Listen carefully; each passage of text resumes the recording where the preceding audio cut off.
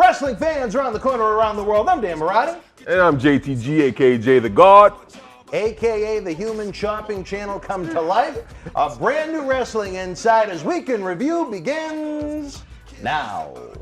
Wrestling fans, the winter heats up with the return of the Berzerker John Nord. The WWE legend will be back for Wrestling Insider tapings, live episodes, watch-alongs, and cyber autograph signings beginning Sunday, February the 20th.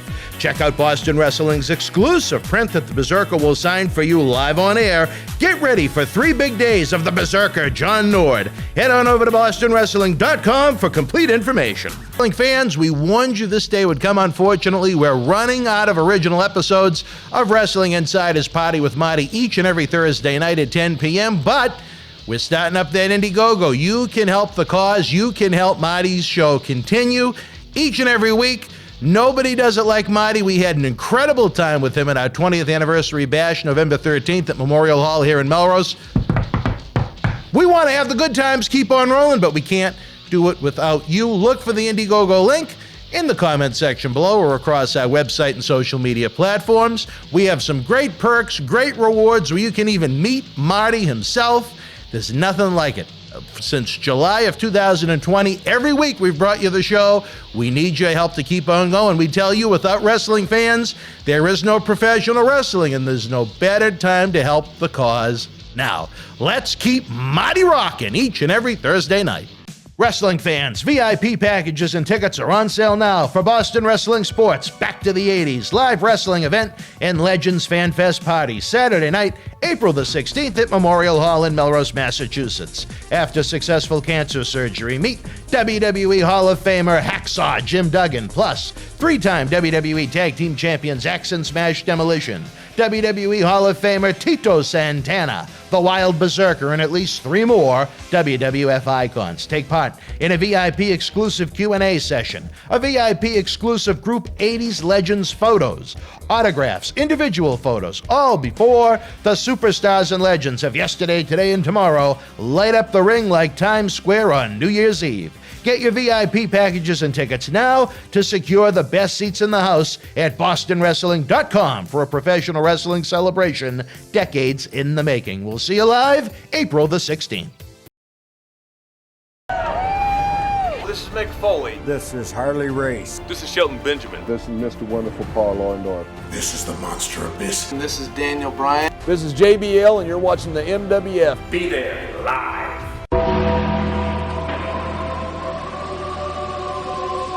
Wrestling fans around the corner, around the world, welcome to the Saturday, February the 12th, 2022 Valentine's Weekend edition of Wrestling Insiders Weekend Review, where I come to you filled with love from MWF Studios, downtown Melrose, Massachusetts, in the zip code of Champion 02176.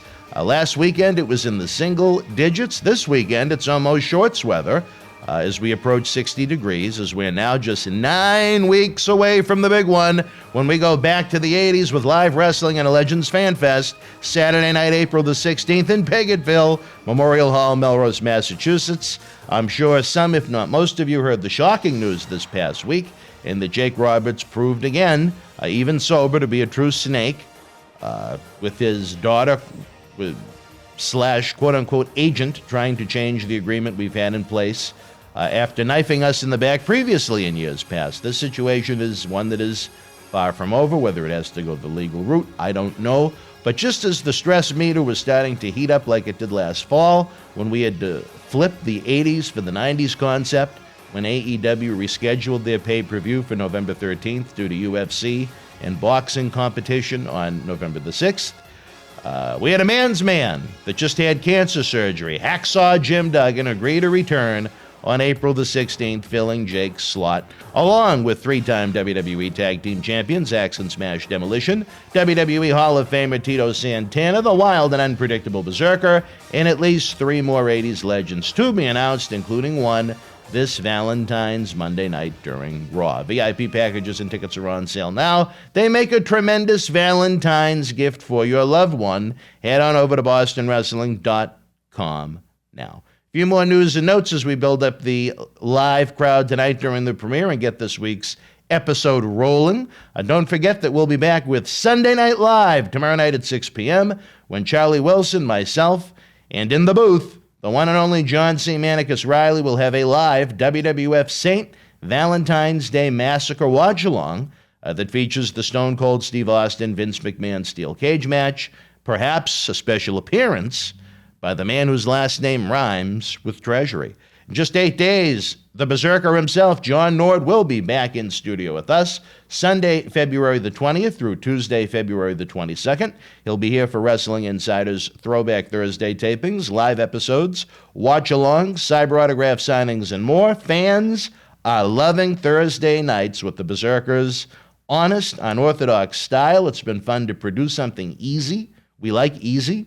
The big man was ill when he was going to be with us a few weeks ago, but he's almost 100%. And more great news, we're almost at 100% of our goal to bring you Season 2 of Wrestling Insider's Party with Marty. As of this taping, we're at 94% to bring Marty back in studio for a set of tapings either later this winter, early this spring. Help us top it off tonight. Let's hit that 100% mark, and let's go over the 100%. Maybe we could get Marty in for a fourth day. Who knows? If we have the Marty Jannetty that was with us at our live event November the 13th, you guys are in for a real treat, as that's the Marty Jannetty that's at his best while still being Marty. Check out the link for our prize and experience-filled Indiegogo campaign with the link at the top of the Premier Chat, in the description box below, and or across our social media platforms. So with that said, folks, the bad news out of the way, some good news to talk about. Hacksaw and the Berzerker and Marty Jannetty.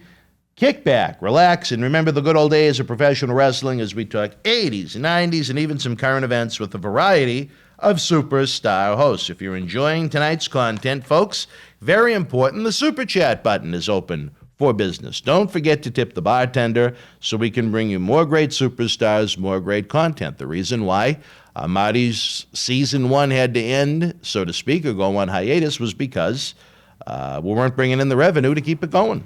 So if you guys help us, we'll give you all the superstars you can handle and then some. So again, if everyone contributed $1, it would be a great thing. Certainly not as cold outside as when Quincy Rastani sang Baby It's Cold Outside to Deborah McMichael.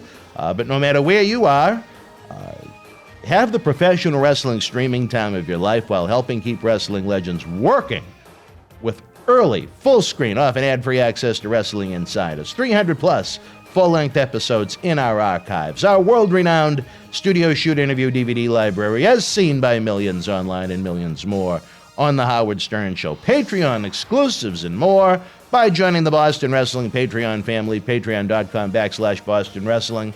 Recently added some watch-alongs this winter for your enjoyment with the Berzerker breaking down a WWF Championship match against Bret the Hitman Hart. Demolition X breaking down Demolition winning the tag team titles for the very first time against Strikeforce at WrestleMania 4. We have so much more that we want to do, but we can't do it without your support, folks. Again, patreon.com/Boston Wrestling. Treat yourself to something great, something maybe sweet for Valentine's Day. From the Boston Wrestling eBay store with merchandise of superstars from every era to add something cool to your Wrestling Man Cave collection. It's open 24/7. Simply click the link in the description box below or head on over to bostonwrestling.com and click the button that says Store. It's time to kick off Wrestling Insider's Week in Review with WWF Tag Team Championship Manager Oscar of Men on a Mission. As the manager of champions shoots on Mo's health, Shane McMahon out at WWE, Goldberg's potential finale next Saturday, Lita's return making Oscar feel all warm and fuzzy, Kurt Angle's WWE creative idea scrapped, Brian Kendrick's AEW run perhaps ending before it begins, and more. Here he is, folks, the man that led Men on a Mission to Tag Team Championship Gold in 1994, the guiding light of tag team professional wrestling during the new generation of the World Wrestling Federation, the man that nearly blew the roof off of every major arena around the country, around the globe. I could only be talking about one individual, the vice president of Boston Wrestling Sports, the yin to David Reese's yang, Oscar, the man on a mission himself. Oscar, welcome. Greetings, I should say, to your show, the Wrestling Insiders Monday Night Mission. WrestleMania, the road to WrestleMania is in full gear. Another hot night on Raw in Denver, Colorado. But we got a lot to catch up on in the King of Sports Pro Wrestling here on the Monday Night Mission. You're on a mission of your own right now, apparently. Yeah, first of all, I want to announce that I got a call from Mo of Men on a Mission, an actual call. He sounded strong. He sounded normal. His kidney function is doing very well. He's out of pneumonia. He's at home. And just thank God for all the fans that were concerned. He is on the road to recovery. Thank you for your thoughts and prayers and well wishes. Thank you. Oscar, you sound so clear. Where are you right now? I'm in my hotel room. Well, I wish you sounded this clear every week. It would be fantastic. You sound beautiful. But as the fans may question during the live premiere, what are you doing in Chicago away from Atlanta? Are you looking for babies? Are you meeting with David Rees? You know, the yin and my yang, I've been trying to get a hold of the yang for 2 weeks, and I haven't gotten a call back or a text message. He must really be a big shot these days. You wait till I find him. Reese he's a hustler. You know him. He's a man that works nonstop. He has work ethic, second to none. That's why we admire the president so much. But what's going on in Chi-Town? Your old stomping grounds. You know, I finished that first album that I was so proud of and so much buzzing. So I've started the seedlings on a second project, a second recording project in about an hour. I'm going into the studio and I'm going to start recording the next thing. Now, how many songs are going to be on this album? I don't know. Right now, I've got 2 that I'm going to record today, and we'll go from there. Now, is Dreamy Mimi involved in this project? She's not involved as of yet. Even though she'll be here in about an hour, but she's flying in too. Yeah, right now it's too early to tell what all I'm gonna be doing and what all how I'm gonna do things, but not as of yet. These are the baby steps of the first album project. So it's too early to tell. I can't imagine she won't at some point, but we'll see. Well, she's quite the talented singer herself, but nothing compared to the man on the telephone right now that was itching so close to a Grammy nomination. Well, hopefully, you know, it's a thing to where, and I said this, we got close to a Grammy nomination in the first outing. I was not even trying. This time, knowing that could be a possibility, I'm really going to put my mind and thought and heart into it more. So maybe we'll get the Grammy next time. Well, who knows? You're going to put a little extra oomph into it. Definitely. Now that I know the possibilities, because, you know, it went a lot further than what I dreamed it could. But now that I see the possibilities, yeah, I'm going to take it a lot more serious. Well, that's good. We look forward to hearing these future songs. We played one of them, the one that was up for the Grammy not too long ago. Hopefully we'll have some more great beats for you coming from album number 2. But talking about a man that put a little too much oomph into it, Oscar, what about Shane O'Mac? Apparently not being used any further by WWE after he went above the call of duty. I'm glad you brought that up. All right. I'm so confused. Okay, first of all, how can you release a McMahon? Any McMahon? Released by who, how, what, and why?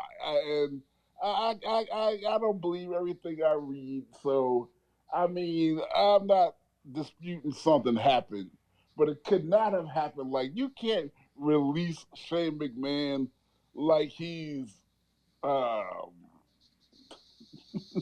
You can't release Shane McMahon like he's Hornswoggle. I mean, come on, y'all. Let's be real. I mean, you a stockholder. They want to take the signature of every last one of you stockholders, plus Stephanie, and then kind of signed by Vince. Don't you think? Well, here's what I think happened. For all the people that say he was released and fired and so on and so forth, I think they might be jumping the gun a little bit. I think Exactly, what yeah. may have happened was, and I was told there certainly was an incident that went down in St. Louis that pretty much went on all day with the back and forth trying to set the Rumble match up. But I think they simply just aren't going to use him. I can't see them releasing him from his talent contract for the obvious reasons. I just don't think the original plan to have him be part of Elimination Chamber or WrestleMania are going to happen.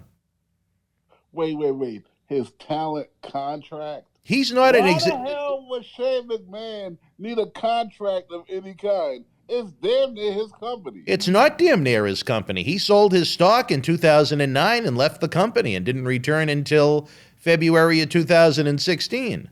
So he's had nothing but a talent contract since 2016. It's a very lucrative talent contract, but he's had no official responsibilities with WWE outside of being a talent since 2009 when he departed the company. So let me see if I got this right. All right. So for now, let's just assume Shane's out, Triple H is out. I mean, what does Vince think he's gonna live forever? I mean, who does he leave all this responsibility to when he goes to the great beyond? And Vince, I love you, but we're all going to the great beyond, and you're not getting any younger. Well, again, Shane has had no executive responsibility with that company since 2009. The only instances where he's been used since he returned in 2016 has been as a talent, no different than a Brock Lesnar or Ricochet or anyone else on the roster. He's paid very well, probably a little bit more handsomely than he should be considering the role that he has, but that's what it is. It's a talent contract. He was pitching in, trying to assist in organizing the Royal Rumble. I guess he studied under Pat Patterson in that role many, many moons ago. And he wanted a little bit too much Shane O'Mac for the Rumble compared to what WWE had planned at that time, and it led to an explosion where they were forced to, I guess, send him home. Yeah, now I can attest to that. Back in the 90s, I mean, he was actually writing content for a lot of the matches. A lot of it he would write on the fly towards the end, making changes with his paper and his black Sharpie. So yeah, I mean, and then like I told the story a few times, he produced and directed the WrestleMania 10 rap video on location at Madison Square Garden. So oh wow, yeah, he had a lot of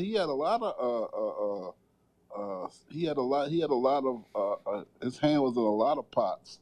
Well, I think he's a very creative and ambitious guy. It's, again, I'm not in the office, so I don't know the full scope of it, but you'd think maybe they could put his services to better use, maybe outside of just being a talent.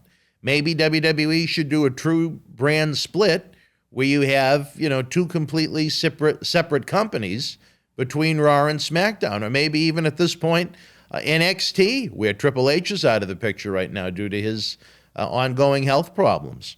Well, okay. The only problem with that is, and I believe 1,000% that he could do it, that he should do it. The legacy should be his. I mean, that's my thought as a parent myself. But with his mishandling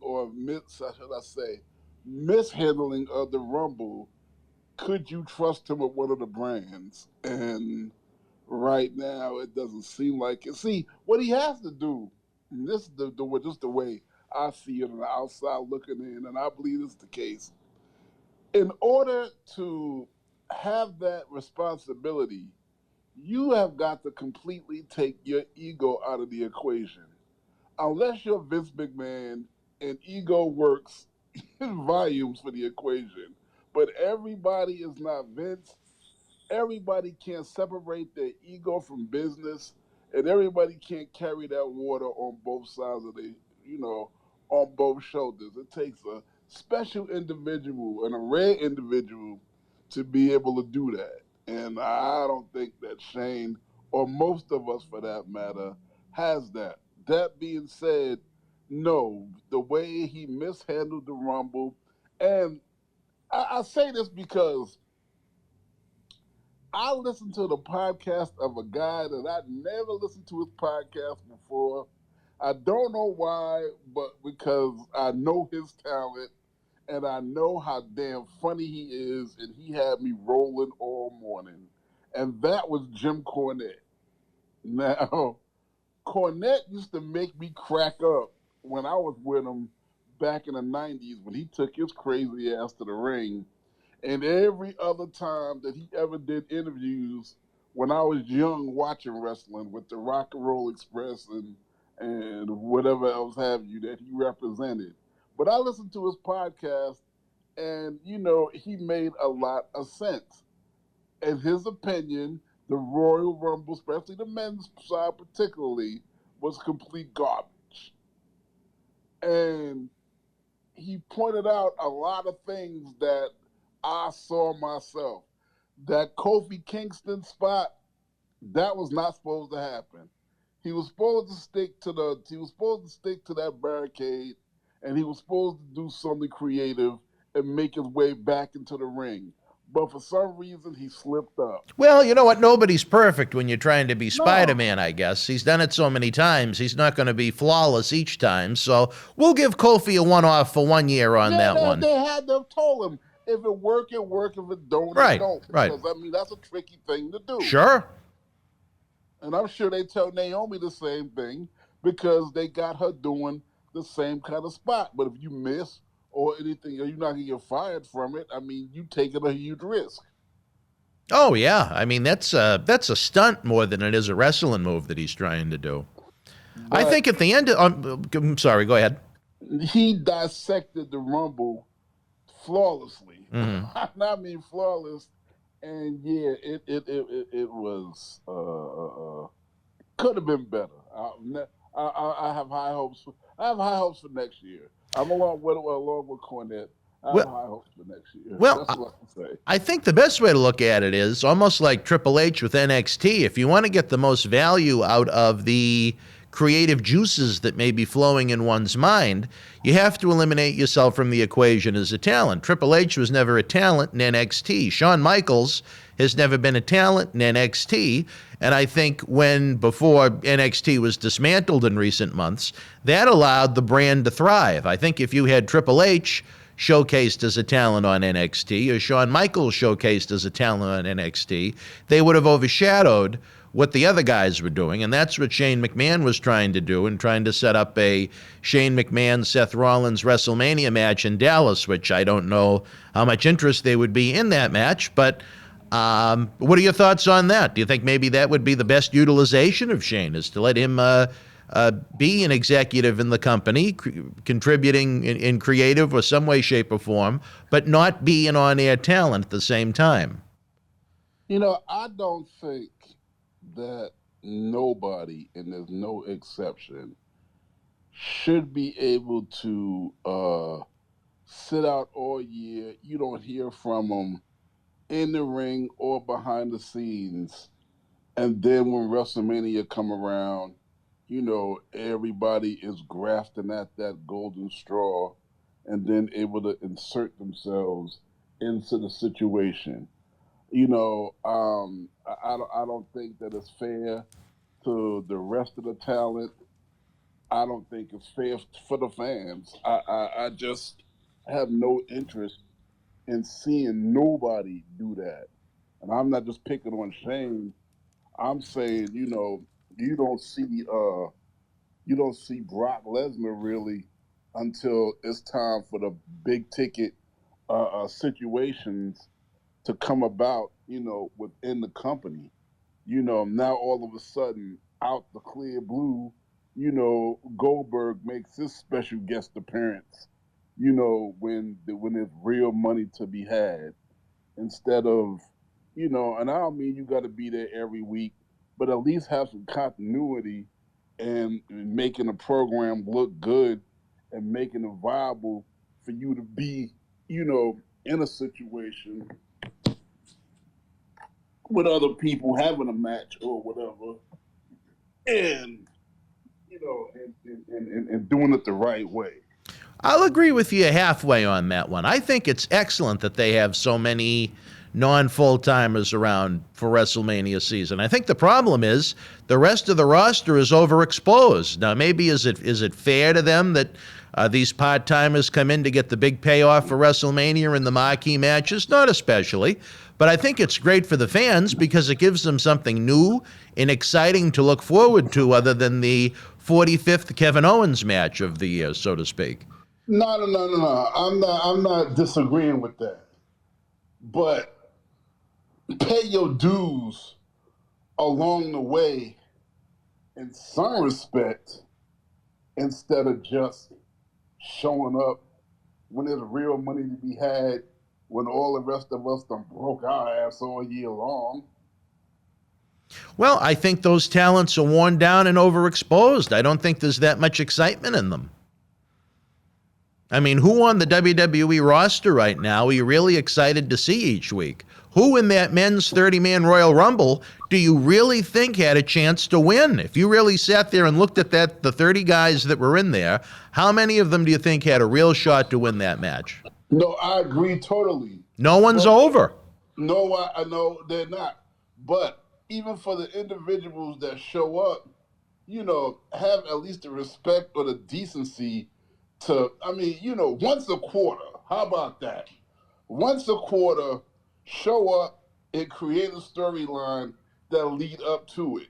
Don't just show up and create a 5-minute storyline, then go in and get a big payday, and then we don't see your ass again till the next $1 million check cut is is in the equation.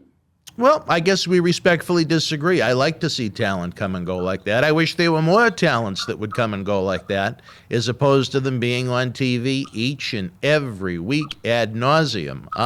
And that's kind of a great segue to the next point, or the next subject I wanted to bring up. We have Elimination Chamber coming up Saturday afternoon, February the 19th, from the Kingdom of Jeddah in Saudi Arabia. Billy Goldberg is back, as he's going to be challenging Roman Reigns for the Universal Championship in what is Bill Goldberg's final match on his current contract, Oscar. Do you think Bill Goldberg will take advantage of the current professional wrestling landscape and shop his services to both WWE and AEW for maybe an even bigger payday? I hope not, and I'm gonna tell you something. I don't know if you noticed this or not. When Goldberg did his march, his famous march, down from the gorilla position, the mouth of the gorilla position, to the ring, there was something missing. Now, when are you talking about? Most recently? Yeah. Oh, okay. The other day when we saw him on TV, he always looks in great shape. I'm sure he, works out religiously, and I'm sure that. But I don't know. It was damn near like, why? It was damn near like, I will loan you my electric scooter for you to get from the gorilla position to the ring. It wasn't that bad, but it surely was something missing. And when he was coming to the ring, my thought was, I just wish you would just hang it up. Because you are not the same Goldberg that you was back in the 90s. I mean, none of us are, but it was just to the point where it's like, I'm just not excited to see it. I'm not, and I'm usually, and you know me, I've been in the business a long time, and I have people that even I'm a mark still love. I'm an Undertaker mark. I'm a Triple H mark, definitely, and so forth and so on. And I was a big Goldberg fan. Now, do I think that Goldberg deserved the things he got the way he got them? I'm not so sure about that. Going in the ring, for years making millions and you only stay in the ring 5 minutes and everybody else is out there earning their money. I mean, you know, even for me, myself, I got blown up being on the side of the ring for 10, 12, 15, 20 minutes. I wasn't doing nothing. But because of my weight and you know, other factors, you know, but yeah, back to my point, it was something just not kicking with me when I saw Goldberg this time. And it just, the thing about what comes to mind is, I hope this is your last match, not of your contract, but of your career. I hope you can get through it without getting hurt or catching a heart attack. And I think this is over for you. You know, go be a trainer at the development center. Go on management. Maybe he should. Nah, he ain't got the chops to write no story, to do nothing like that. I ain't gonna put that on him. But yeah, anyway, it just wasn't the same to me. I don't know what you think. Do you think it's safe to say that Roman Reigns will retain the title in the Kingdom of Jeddah? You know, there's just been talk about Roman Reigns stepping down and go try to pursue a rock career in movies. Now, I don't know if it happens in Jeddah or what, but I hope not. And the reason because, you know, I mean, Goldberg would be a worse champion than Brock Lesnar. You think you don't see Brock Lesnar defend the belt? When have you ever Goldberg? Do you know what I'm saying? I do, Oscar. I hope not. I don't want it to be a clean win. Should Roman, you know, that would be doing a disservice to Goldberg. Not a clean win, but nah, please don't, no. Well, you know what? I think it's WrestleMania season. I say Roman should make him submit right in the middle. You should put him in that guillotine and have Goldberg pass out. Well, see, that would be my finish. Now, let me tell you the reason why that would be. We would be at the table arguing. All right. Tell me why that would be bad. Let's hear it, baby. Especially right before WrestleMania, you do not want to kill Goldberg. If he's not going to be on WrestleMania, who cares? He might. He's not under contract. Well, I mean, he could always resign, but he's... Right, he probably does. I mean, no, you don't think this is a setup for a WrestleMania? I put it like this. This is what you missing. WrestleMania need all the damn help that it can get. Now, they should have saved that damn Lita, what's that child? Lita, yeah, and Becky Lynch. Who is she fighting? Becky Lynch. In Jeddah? Yeah, it's Saudi Arabia, yeah. Okay. They should have saved that match for WrestleMania, because WrestleMania need all the help it can get. We done got ambitious and, should I say, a little greedy. Not one stadium night, but 2 stadium nights in a row. So that's a big place. Don't shoot your wad in every pay-per-view that's coming up before that, unless you really setting up into something. So don't use Lita now and then don't use her again at WrestleMania, because she's still a talent. And she still withdraw and having a big stadium match instead. And I understand it's Jeddah, and I understand them checks. Them checks are probably better than WrestleMania. They are. So I can understand everybody wanting to be involved. And the Prince is a big fan of 90s wrestling, so I can see why Lita may be competing there. You know what? I'm glad you said that. I need to set up a scenario where I go meet the Prince. Maybe the Prince was a fan of yours and Men on a Mission back in the 90s. Maybe. Would you go and rap in Jeddah? The hell I wouldn't. No. The hell, yeah. Oh, you would? Oh, okay. The hell, what, you crazy as hell? That's not even a question. You'd go over to Jeddah for a payday. You give me my coach, these other black bastards to get down. I don't care. You know why I say that? Because I cannot stand being when the plane is completely full and I gotta sit next to two people for a couple of hours. That's like going to damn prison on a plane. It's bad. I agree with you on that. All right. To go to Jeddah, I sit between you and another big black fat bastard to go over to Jeddah for that shit. Oh, I'm a big fat bastard? No. Oh, all right. You and a big and one of them to go to Jeddah for a payday like that. Hell yeah, yes, sir. All right, well, wrestling fans, right now I'm getting the cue from the back. We're going to take a brief timeout. We'll be back with more from Chi-Town singing sensation, the man on a mission himself, Oscar. Stand by. Tickets are on sale now for Soul Survivor 10, Back to the 80s, our live event and fan fest, Saturday, April the 16th at Memorial Hall in Melrose, Mass. Head on over to BostonWrestling.com now. The World Wrestling Federation was live at the Orlando Arena in Orlando, Florida, Sunday, February the 12th, 1989, the WWF's first event in the arena. In the opening contest, rugged Ronnie Garvin battled Mr. Perfect to a time-limit draw. Hillbilly Jim, who replaced Jim Duggan, beat Dino Bravo in a flag match. WWF Tag Team Champions Demolition retained the titles over the Powers of Pain via disqualification. Brutus the Barber Beefcake with the win over $1 Million Man Ted DiBiase. The Blue Blazer victorious over Dangerous Danny Davis. Bret Hitman Hart battled the Honky Tonk Man to a double countout.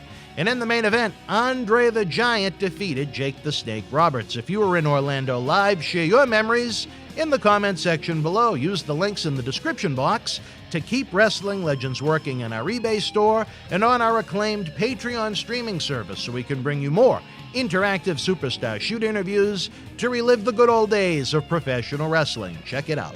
Wrestling fans, the winter heats up with the return of the Berzerker John Nord. The WWE legend will be back for Wrestling Insider tapings, live episodes, watch-alongs, and cyber autograph signings beginning Sunday, February the 20th. Check out Boston Wrestling's exclusive print that the Berzerker will sign for you live on air. Get ready for 3 big days of the Berzerker John Nord. Head on over to BostonWrestling.com for complete information. Wrestling fans, we warned you this day would come. Unfortunately, we're running out of original episodes of Wrestling Insider's Party with Marty each and every Thursday night at 10 p.m., but we're starting up that Indiegogo. You can help the cause. You can help Marty's show continue each and every week. Nobody does it like Marty. We had an incredible time with him at our 20th anniversary bash, November 13th at Memorial Hall here in Melrose. We want to have the good times keep on rolling, but we can't do it without you. Look for the Indiegogo link in the comment section below or across our website and social media platforms. We have some great perks, great rewards where you can even meet Marty himself. There's nothing like it. Since July of 2020, every week we've brought you the show. We need your help to keep on going. We tell you, without wrestling fans, there is no professional wrestling, and there's no better time to help the cause. Now, let's keep Marty rocking each and every Thursday night. Wrestling fans around the corner, around the world, I'm Dan Marotti. And I'm John Cena Sr. Johnny, the momentum here in Boston Wrestling continues as we continue to build and build and build. The fans want to know, how do we help? We subscribe to the Patreon, but we see all the great merchandise on that set. Coronavirus may have killed the nightlife, especially for someone like Marty, but our acclaimed eBay store is open 24/7 around the world. Wow. Check it out. Support Wrestling Insider's in-studio shoot interviews on eBay with this brand new personally autographed WWE Royal Rumble 2021 11x14 poster signed by WWE Universal Champion Roman Reigns, his advocate Paul Heyman, and Kevin Owens. Reigns and Owens battled for the Universal title in a last standing match January 31st in the Thunderdome in Tampa. This limited edition collector's poster is number 31 of only 50 produced. Comes with WWE authentication hologram on the poster itself. Also comes with an on-air shout-out from WWE Hall of Famer Mr. USA Tony Atlas and a bonus autographed 8x10 photo. Get this rare, awesome collectible for your man cave and help keep wrestling legends working now. All right, wrestling fans, welcome back. Dan Marotti here at MWF Studios. The man on a mission, Oscar, is on the road in Chi-Town. He's getting those vocal cords ready. He's going to be lighting up the, is it a sound stage that you're going to be in singing, or? Nah, I'm being No. a recording studio. A recording studio, all right, not like Mark Dustin's sound stage. All right, a lot more going on in the world of professional wrestling. I know you have to go at a certain time as you got to get ready to sing. What about the situation with Kurt Angle, Oscar? There apparently was an idea on the table to bring Angle back for 3 weeks leading into WrestleMania, and the idea was dropped. Would you have liked to have seen Angle back for a short run for a few weeks? Well, first of all, who dropped the idea? I have no idea. Yeah, no. You know, I was watching the first season of Tough Enough this past week. And Angle was on there. And I really realized I miss Angle. So I think that, and I saw him, sat down and had lunch with him, matter of fact. It's been about 3 years now in Jersey. We had a pretty big thing there. And unlike what I feel about Goldberg, he really looks in shape and intact and vibrant and still keeps in shape. So yeah, he looked like he can go a couple more years, as a matter of fact, on a regular schedule. So yeah, to not use him would have been a big mistake. But see, that was one of my problems with the men's rumble. With the women's rumble, you had a lot of old school surprises come out, which made it a lot more exciting. But with the men's rumble, you didn't have none, and that was one of the viable parts of the men's rumble that was missing. Well, where the female was your Mick Foley's and where was your where was your Mick Foley? Well, I mean, where was everybody? The female Rumble, they didn't have 30 women in the company left with all the releases, so they needed. I know, I get that. No, I know why they did it. I know why they had to do it. But still, in all, with the men's Rumble, that's like a tradition. Yeah, no, you're right about that. But I think they were just trying to give most people that were around full time, almost like what we were talking about earlier with WrestleMania, a spot on the show. But I have to ask you, Oscar, in regards to the women's Rumble, I know John Cena Sr. and I were talking about it on Wrestling Insider's Fabulous Fridays. Were you feeling a little warm and fuzzy when Lita came out? Yeah, You were. And I'm looking forward to seeing her match in Jeddah. Yeah, I was. I think that A little warm and fuzzy.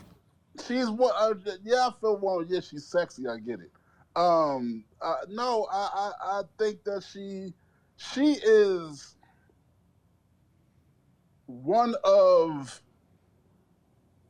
the greatest women wrestlers ever that I've seen. Well, I won't dare say the greatest, but I will say that, my God, she is a real talent for real. You like Lita? Love Lita. Loved Lita. All right. And I just believe that they doing with her what they really should be doing, not just the Rumble one-off, but use her, in other matches. I really hope that this is my hope. I don't think it's going to happen, but I hope she beat Becky Lynch and get the belt for a little bit. Stay around. Yeah, I can't see that happening, but stranger things have happened.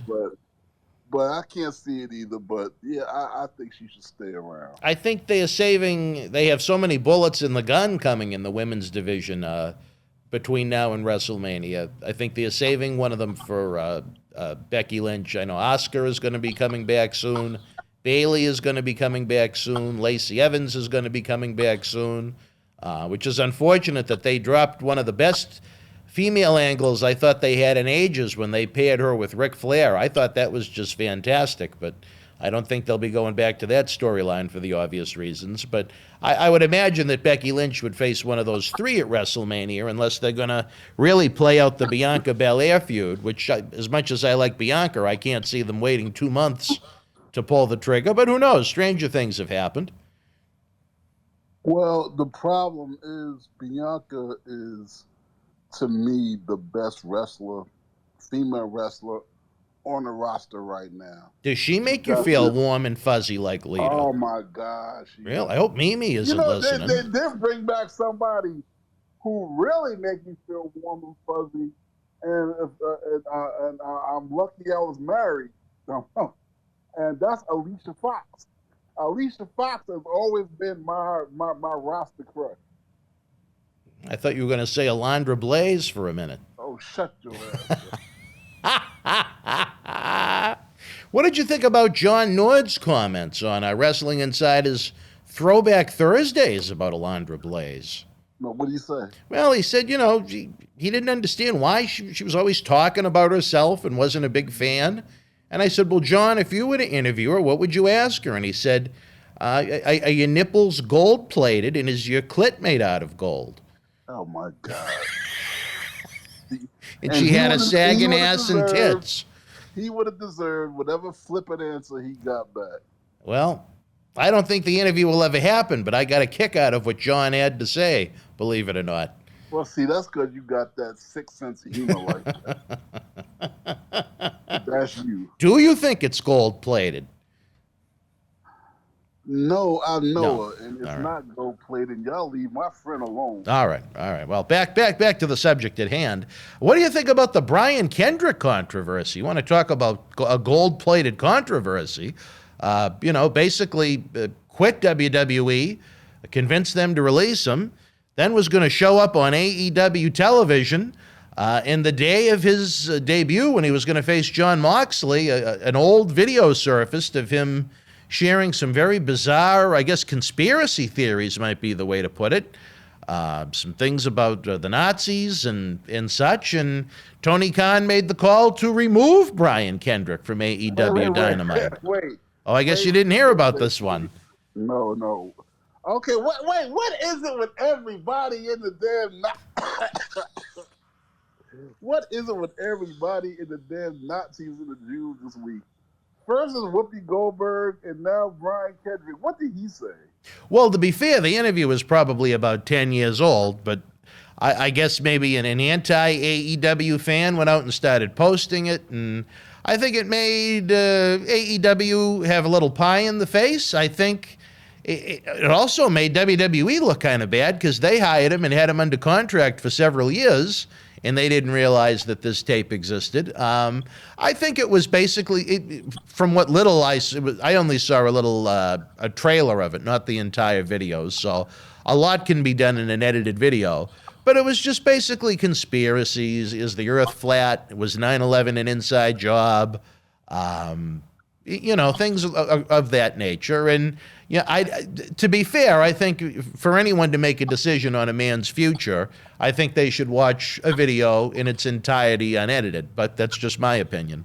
Well, first of all, okay, he is not the first person to say that 9/11 was an inside job. That is not his original conspiracy.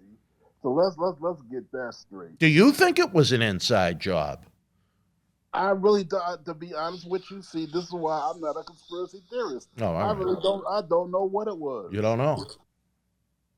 No, I mean, it very well could have been, but the more likelihood is that a few people who decided to do their own personal jihad at the direction of Osama bin Laden, decided to teach the USA a lesson for what they say our decadence and our this and our that. And, we infidels or whatever the hell else they say. And I think it was more so that. But what about Building 7, though, Oscar? That was always the big point of contention. The Blue Brothers, I don't know if you remember them. Yeah, the Harrises. They used to walk around with Nazi tats on their arms. Did they? Yeah. Nobody said nothing about that. Didn't make you feel a little uncomfortable? Did it make me feel? No, it didn't make no. No. Now I don't know, for some reason I'm just a different cat. I used to talk to a guy when I was in county jail that had Nazi tats. I mean, we used to converse like we was best buddies. So You were in county jail? Yeah, I was in county jail. What were you in county jail for? Talking about Lita?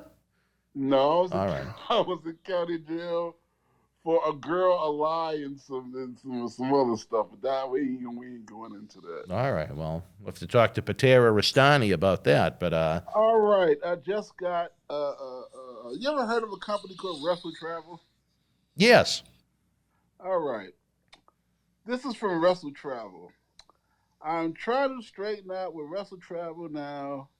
She has been giving me the runaround.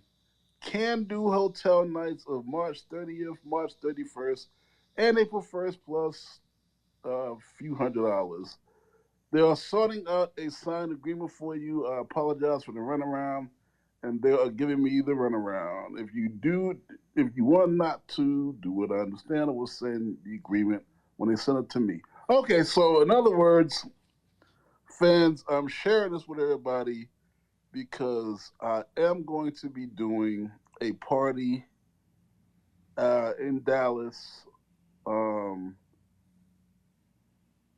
going to be doing a party in Dallas at the end of the March, WrestleMania weekend. I got to nail down what date's going to be in. It's going to be big. It's going to be for the Wrestle Travel folks. And we're going to do it. And that's the news that I'm getting right now. And that's happening. Well, another thing to be excited about WrestleMania week, Oscar is going to be hosting a Wrestle Travel party somewhere in the vicinity of Dallas, if not Dallas itself. Yeah. Well, I'm sure you'll share information as you have it with the fans so they can get their tickets, see you live and in person in the Big D. Maybe Lita will come by. Maybe Lita will come by. You have no other information on it right now, though. No. All right. They are working out the. I'm waiting on the.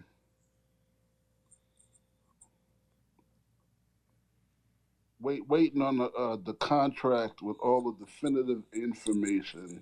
All right, fair enough. Well, do you think AEW made the right call in pulling Brian Kendrick from the TV show where this news was just breaking not too long before they went on the air? You know what? I have to reserve judgment on that because I do not have enough facts. All right. And you're a man of the facts. Yeah, I don't know what all was said. I don't know what circumstances it was. I think whatever it was, I give pause to any action going against him, especially if it was something 10 years ago. I ain't the same guy I was 10 years ago that I am now. Right. Whatever I thought 10 years ago, I'm sure I don't think it today. And that also goes to, and this is just a little off our purview topic, Whoopi Goldberg. I mean, I think what she said was mega stupid. That was just dumb. But you don't give her a timeout from the show for 2 weeks so she can reflect on what she said. That's not going to make her change her mind. It's not going to do nothing. Anything else, you put on there more. Educate. Have a debate about it. Have a discussion. Let her know how you really feel. You don't put nobody in timeout or take away their toys, like in the case of Brian Kendrick, because you don't like whatever it is they said. It's almost like we not entitled to an opinion no more. We got to be penalized because we said what it is we thought, and that's just not right.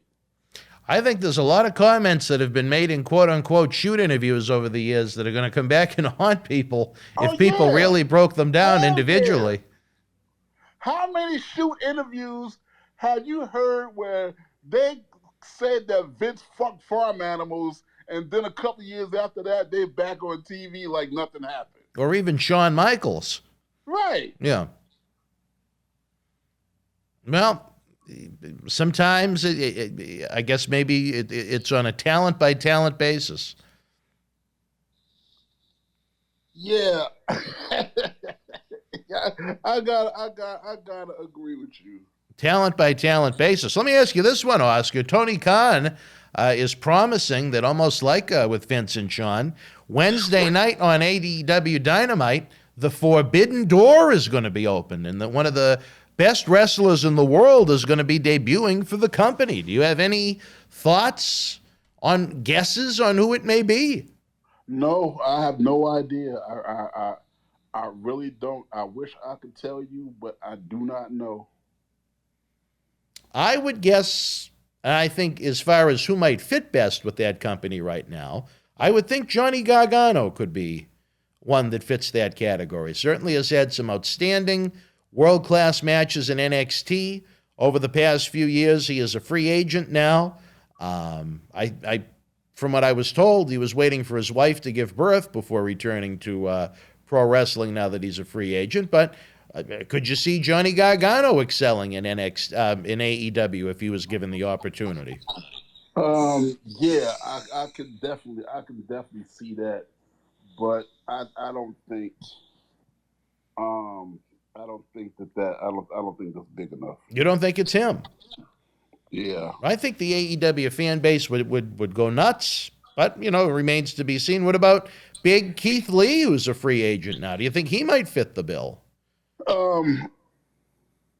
It's possible, but again, not nearly a big enough name for the. If you gonna sign Keith Lee, then go ahead and sign him. Tell us you signed him. Okay, good. All right, we'll see what he do. But to make a big build up, I put it like this: the build up for that, the Forbidden Door. Shane McMahon got to be coming.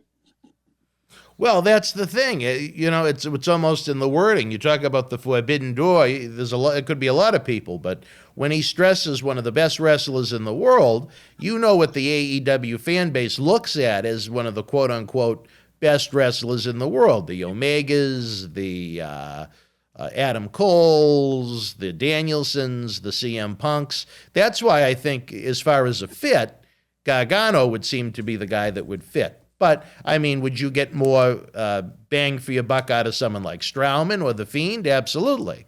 But does that fan base look at them as a quality of a talent in ring, night in, night out, as they would a Gargano? I don't think so. That's why that's if I was going to put down $1 at the beautiful Gold Coast Casino in Las Vegas, Nevada, the home of your favorite buffet, I would say Gargano.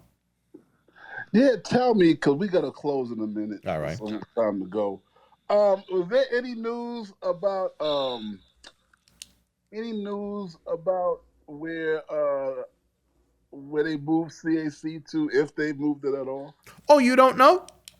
No. Oh, it's actually going to be at the Plaza. Oh, right. Down by Fremont Street, yeah. Yeah, for you fans out there of CAC, we're going to be downtown at the Plaza. I haven't been to the Plaza for a long time, so I'm hoping that there's been some remodeling or something on there to make it a step above the Gold Coast. Now, did they add a jacuzzi up there? I highly doubt it. Could it be a step down from the Gold Coast? Oh my God, that would be terrible. I remember I'm comparing in my mind the rooms of the Gold Coast and the Plaza. They were comparable. About the same. So the bottom line to that is this. You will not be seeing Oscar staying at the CAC Hotel. No.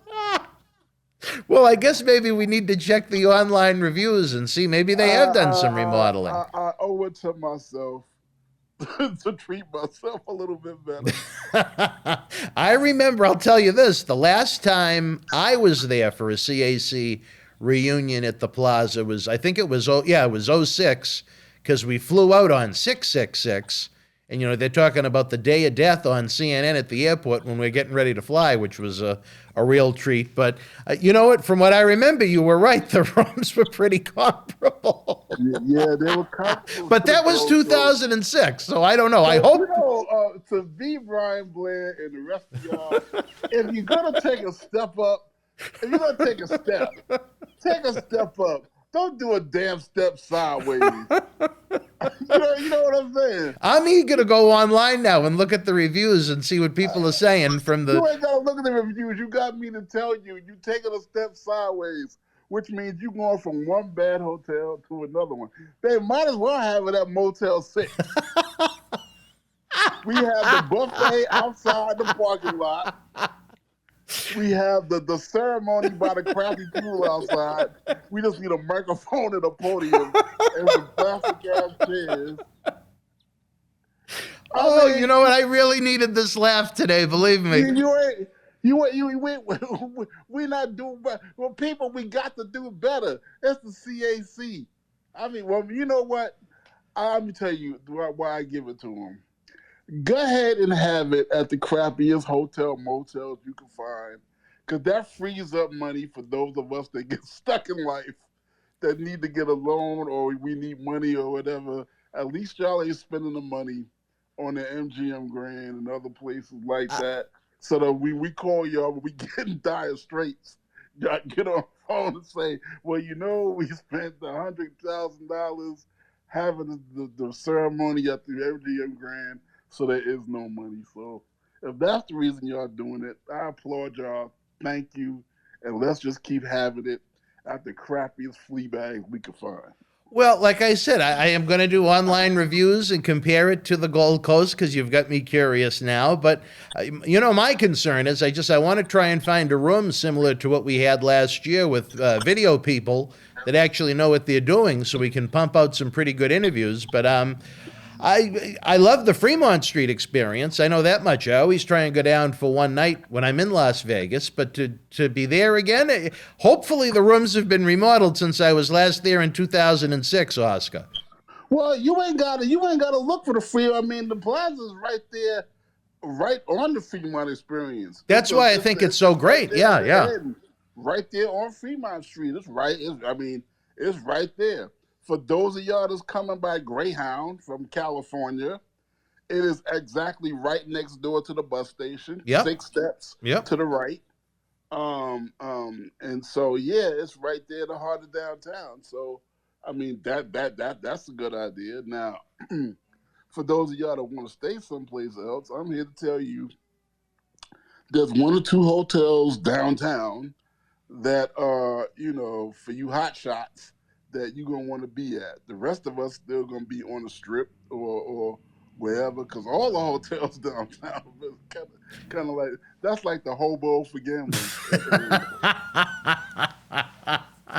Well, I said I like to go down once a night when I'm there. I didn't say I stay at a hotel. All right, tell me real fast. What do we got? No, tell me real fast. What the hell happened?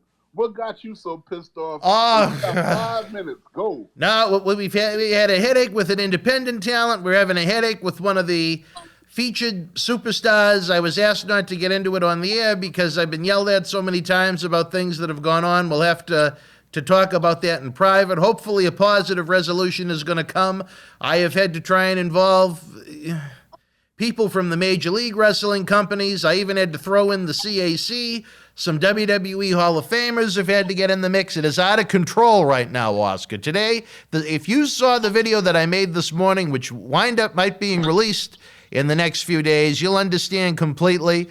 If you listen to my exclusive podcast on patreon.com/Boston Wrestling, it may give you at least a working idea of at least the story behind it. Maybe I'll send you a private link, Oscar, and you can kind of gouge from there maybe what the best direction to go in will be.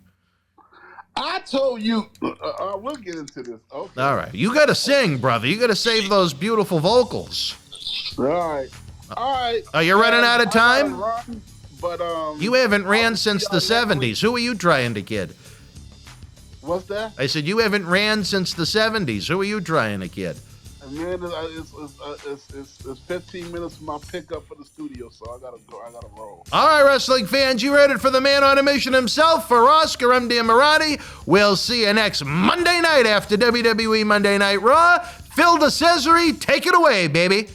Wrestling fans, VIP packages and tickets are on sale now for Boston Wrestling Sports Back to the 80s live wrestling event and Legends Fan Fest party Saturday night, April the 16th at Memorial Hall in Melrose, Massachusetts. After successful cancer surgery, meet WWE Hall of Famer Hacksaw Jim Duggan, plus three-time WWE Tag Team Champions X and Smash Demolition, WWE Hall of Famer Tito Santana, the Wild Berzerker, and at least three more WWF icons. Take part in a VIP exclusive Q&A session, a VIP exclusive Group 80s Legends photos, autographs, individual photos, all before the superstars and legends of yesterday, today, and tomorrow light up the ring like Times Square on New Year's Eve. Get your VIP packages and tickets now to secure the best seats in the house at bostonwrestling.com for a professional wrestling celebration decades in the making. We'll see you live April the 16th.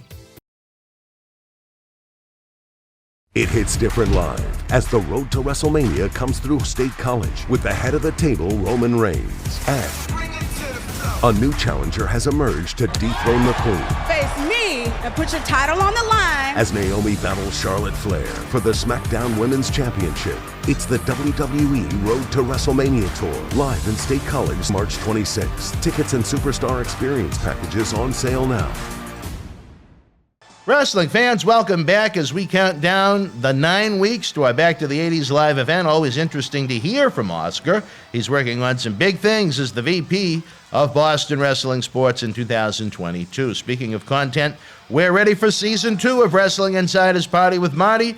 We'd love to have Marty Jannetty back ASAP, folks. It's just a matter of time. Will it be later this winter, early this spring? For more of his no-holds-barred sex, drugs, and rock and roll look at the 80s and 90s, we need your help to finish it off. We're at 94% now. Let's hit that 100% mark. Let's go over 100% so Marty can stay for even more days. Our interactive prize-filled Indiegogo campaign is ongoing now. Look for the link in the description box below or across our social media platform. It was great to talk with Marty recently. He's looking forward to coming back. Again, if every fan simply donated $1, we'd blow past the goal and have Marty with us for even longer. As we await the return in studio of Just Incredible, not soon enough with the money we paid him in advance. Up next is Wrestling Insider's Special Edition, an episode I really enjoyed with our friend, the Director of Talent Relations for Impact Wrestling, the one and only D'Lo Brown. He has some great early Attitude Era stories as D'Lo shoots on his hiring by the WWF, Jim Cornette, Jim Ross, Shotgun Saturday Night, Ahmed Johnson, Ron Simmons, a.k.a. Farouk, Crush, Savio Vega, Terry Funk, and tons more. Wrestling fans around the corner, around the world, welcome to another Wrestling Insiders, the Dan and D'Lo show on Wednesday night. I like it. Let's do it. We're having a lot. We're gonna have to. I may have to stay here now so we can do it. You know what? You may have to move to Vegas. I may have to take one for the team. I like it. Dan is known to take one for the team. I've heard. In a different way. I've heard. That's all right. That's The TMI. Bellagio fountain has nothing on him. All right, we have talked a lot about you in your early days. In the previous episodes, we talked about you as a young fan, going to live events, how you watched wrestling, your schooling, going up to the great state of Maine, training, going on to different territories, having rocks hurled at you in Puerto Rico. Yes. I've seen it all, done it all. And then eventually we get to this point where now you feel, or someone felt you were seasoned enough, where you could contribute to the granddaddy of them all, the biggest platform in our sport, WWE, then known as the World Wrestling Federation. How did you entering the company come to be? Did you reach out to them? Did they reach out to you? What happened? So I come home from Christmas break in Puerto Rico, and this is like the early days of cell phones, so we just didn't use them at all. But I remember coming home and I went through my old Rolodex. You know what Rolodex? You just looked up and Jim Cornette. For people that don't know what they are, they were index cards. Yes, They had names and addresses and phone numbers. Any information about that person. But yes, you'd have a Rolodex. It's basically a cell phone without digits. Right, that's a good way to put it. Yeah. So basically, I come home from Puerto Rico, and I was like, let me call Jim Cornette. I haven't talked to him in a minute. And so I call him. I go, hey, Jim, it's D'Lo. And I hear, D'Lo, where the hell have you been? And I went, huh? Because I've been looking for you. I was like, I've been down in Puerto Rico. He goes, well, that makes sense. Why did that make sense? Because he couldn't get a few. Oh, I see. And so as the conversation went, he goes, hold on, I'll call you back. Click.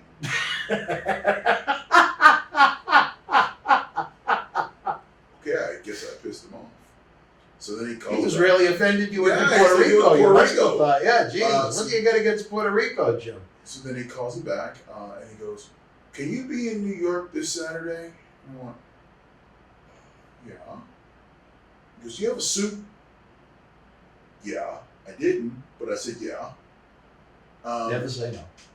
And then he's like, you know, we can use you.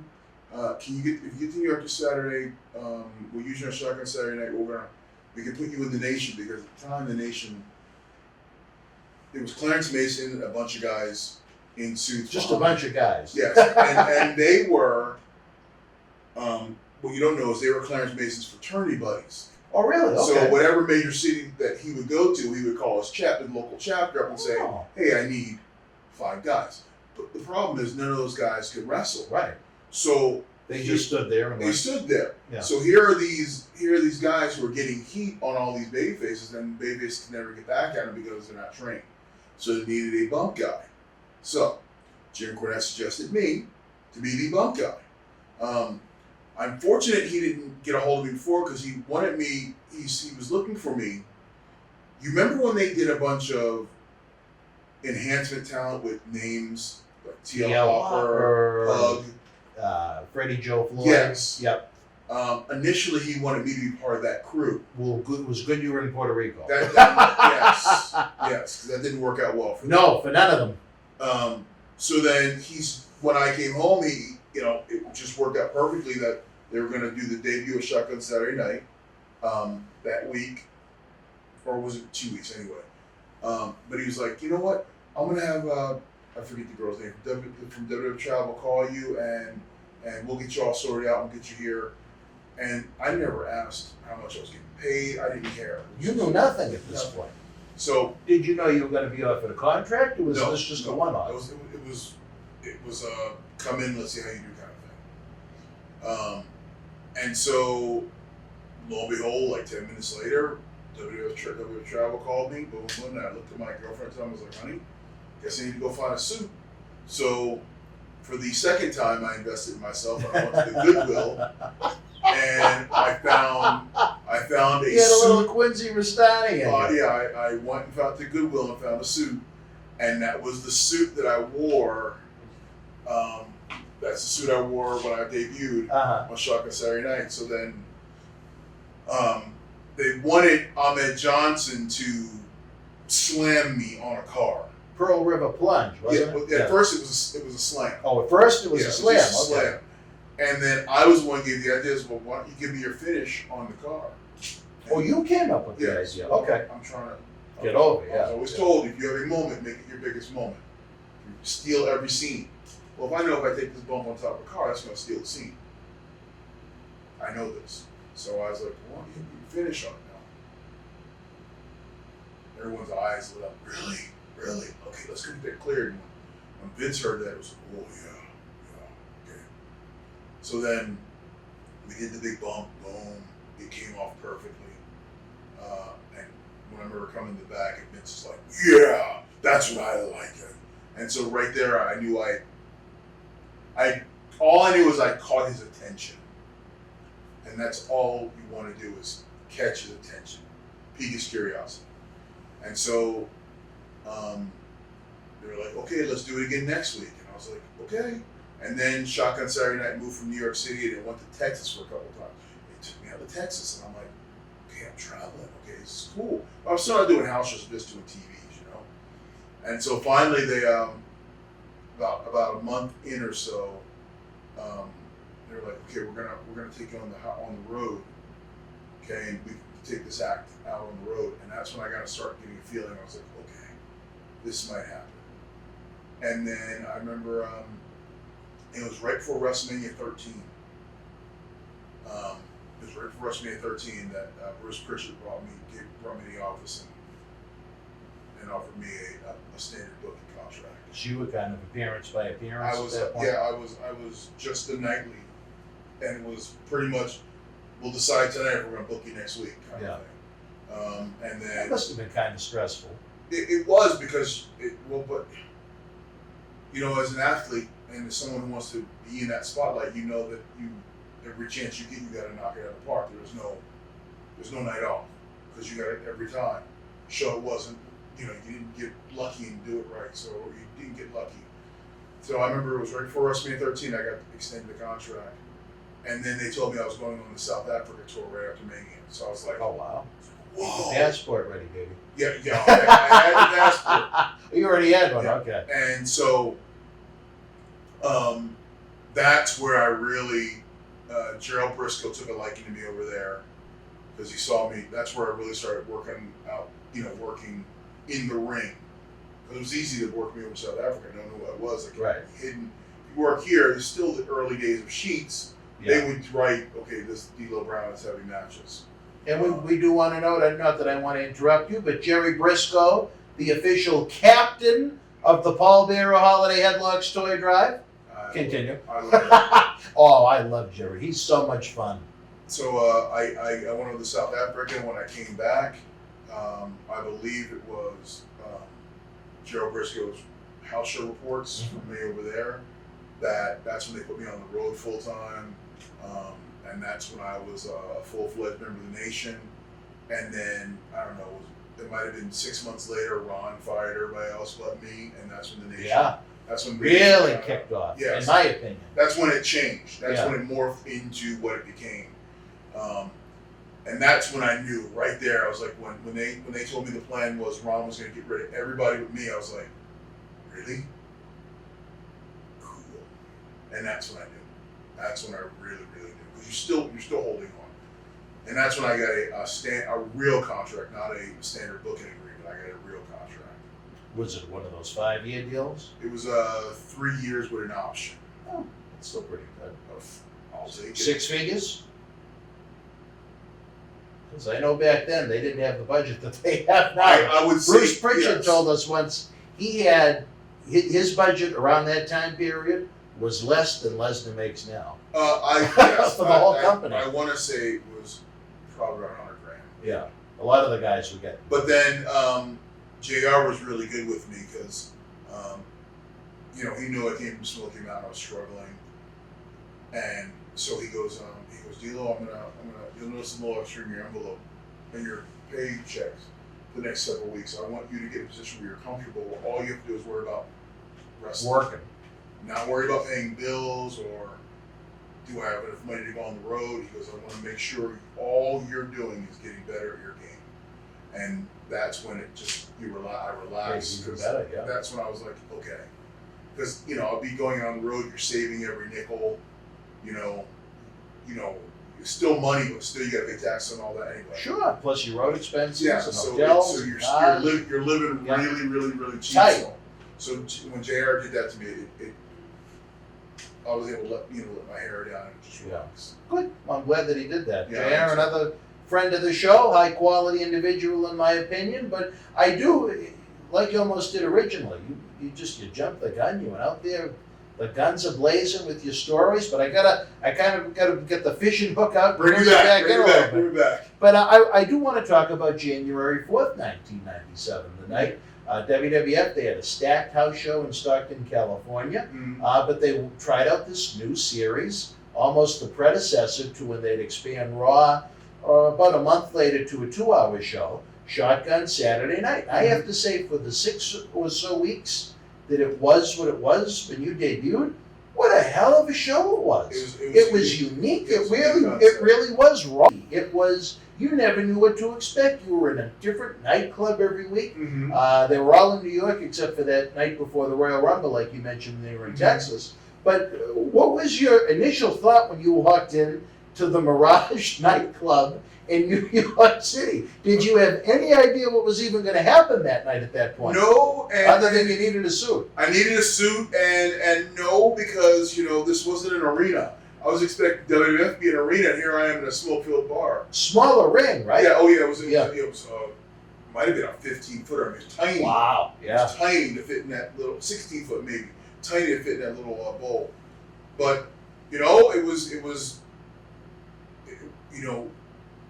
You take the lessons that you're taught, and the one thing I learned was when you're given that moment, there's no indecision. It is steal that moment and make everyone remember who you were. It doesn't matter where it is. Doesn't matter wrestling or in real life. So when I got that opportunity to go out there and do that, then it was like, okay, let's top it. Let's show them that this is not a one-off. Let's show them they can trust in me and believe in me. And that was my mission, to go out there and every time I was given an opportunity, can you do this? Yes, and I can do even better. Let's go. And that's what endeared me to the company, and that's what over months they started getting more and more trust in me, and then they would give me opportunities, and that's when they would, okay, let's involve you with X-Pac, and okay, now, hey, we got this idea with the European title, let's go there, and then it leads to, hey, you're gonna win the European title on Saturday, and you're gonna win the Intercontinental title on Monday. It's like, what? Excuse me?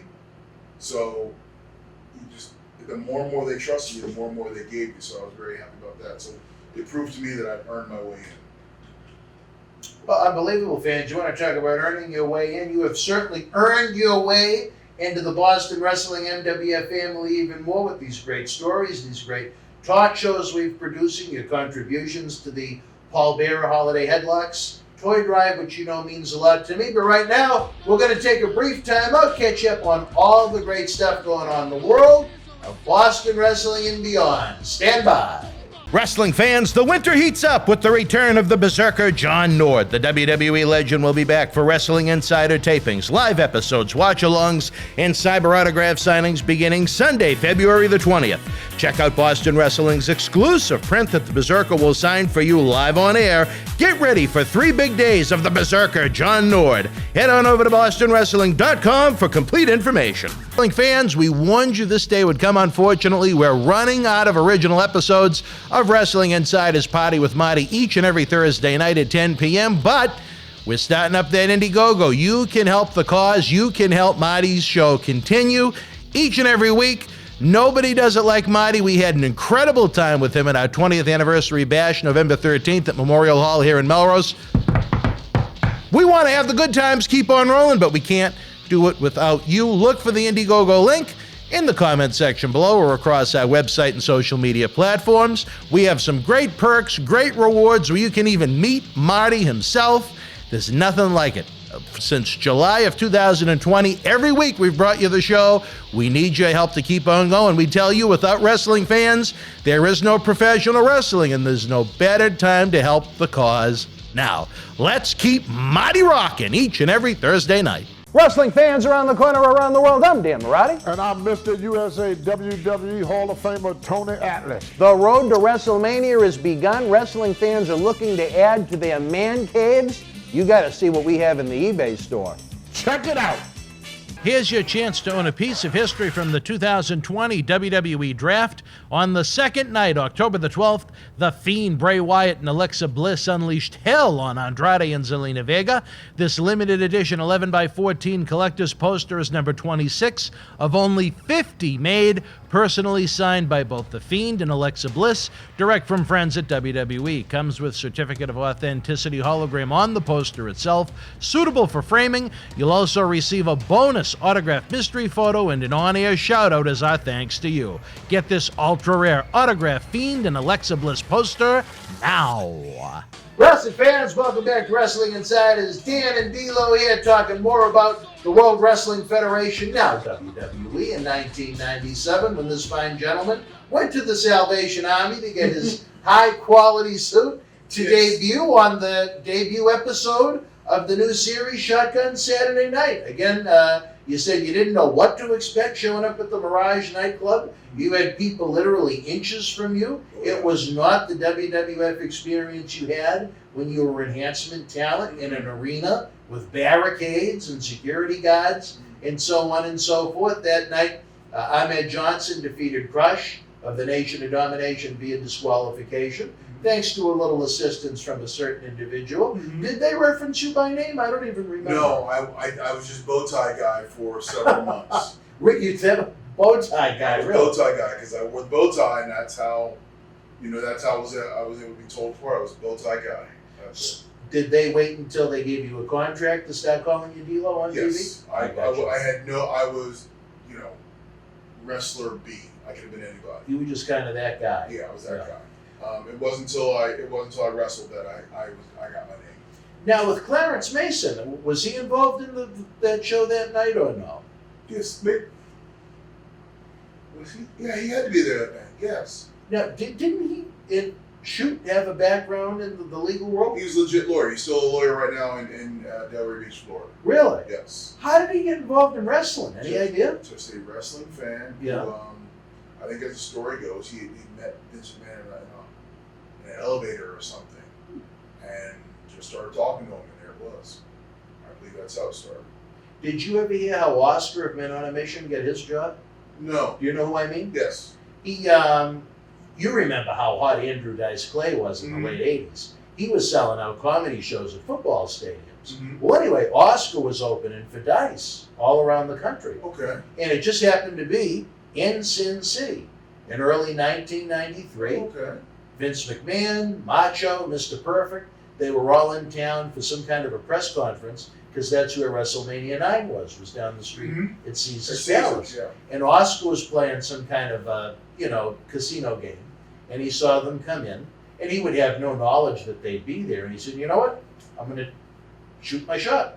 Ran up to them when they were getting there. And goes, hey, man, how you doing? Can I do a rap for you? They probably thought he was some homeless guy looking for $5. But he came up off the top of his head, a rap about Vince, Perfect, Macho Man. By the time that fucking elevator door closed, Vince said, call my office on Monday, Titan Towers, Stamford, Connecticut.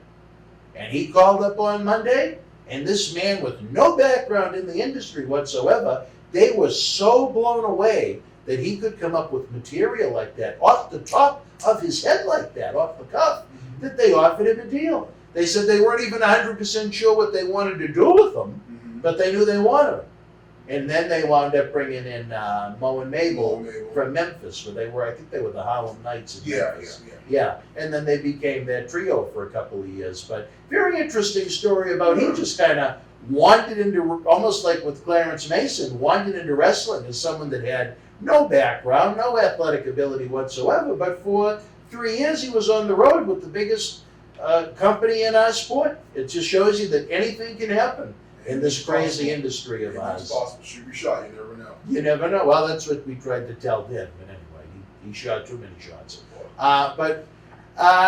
Man, what did you think of Ahmed? This is a guy that had heard a lot of stories about Ahmed over the years. Your impressions initially of Ahmed, was he someone that was eager to listen to your ideas? Did he kind of like you because you were willing to take his finisher on the top of a car, or was he just Ahmed?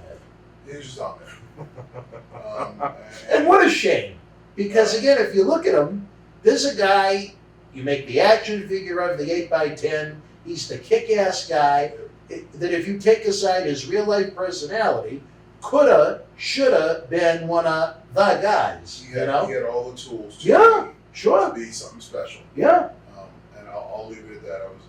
My grandma always taught me if you have nothing good to say about somebody, say nothing. Yeah, really. So Ahmed Johnson could have been one of the good ones. And what'd you think of Crush right off the bat? I love Crush. Yeah. Loved Crush. What a cool dude. Would play dominoes with us. Cool as the other side of the pillow. Yeah. I loved him. Same thing with Savio was another one, just cool as hell.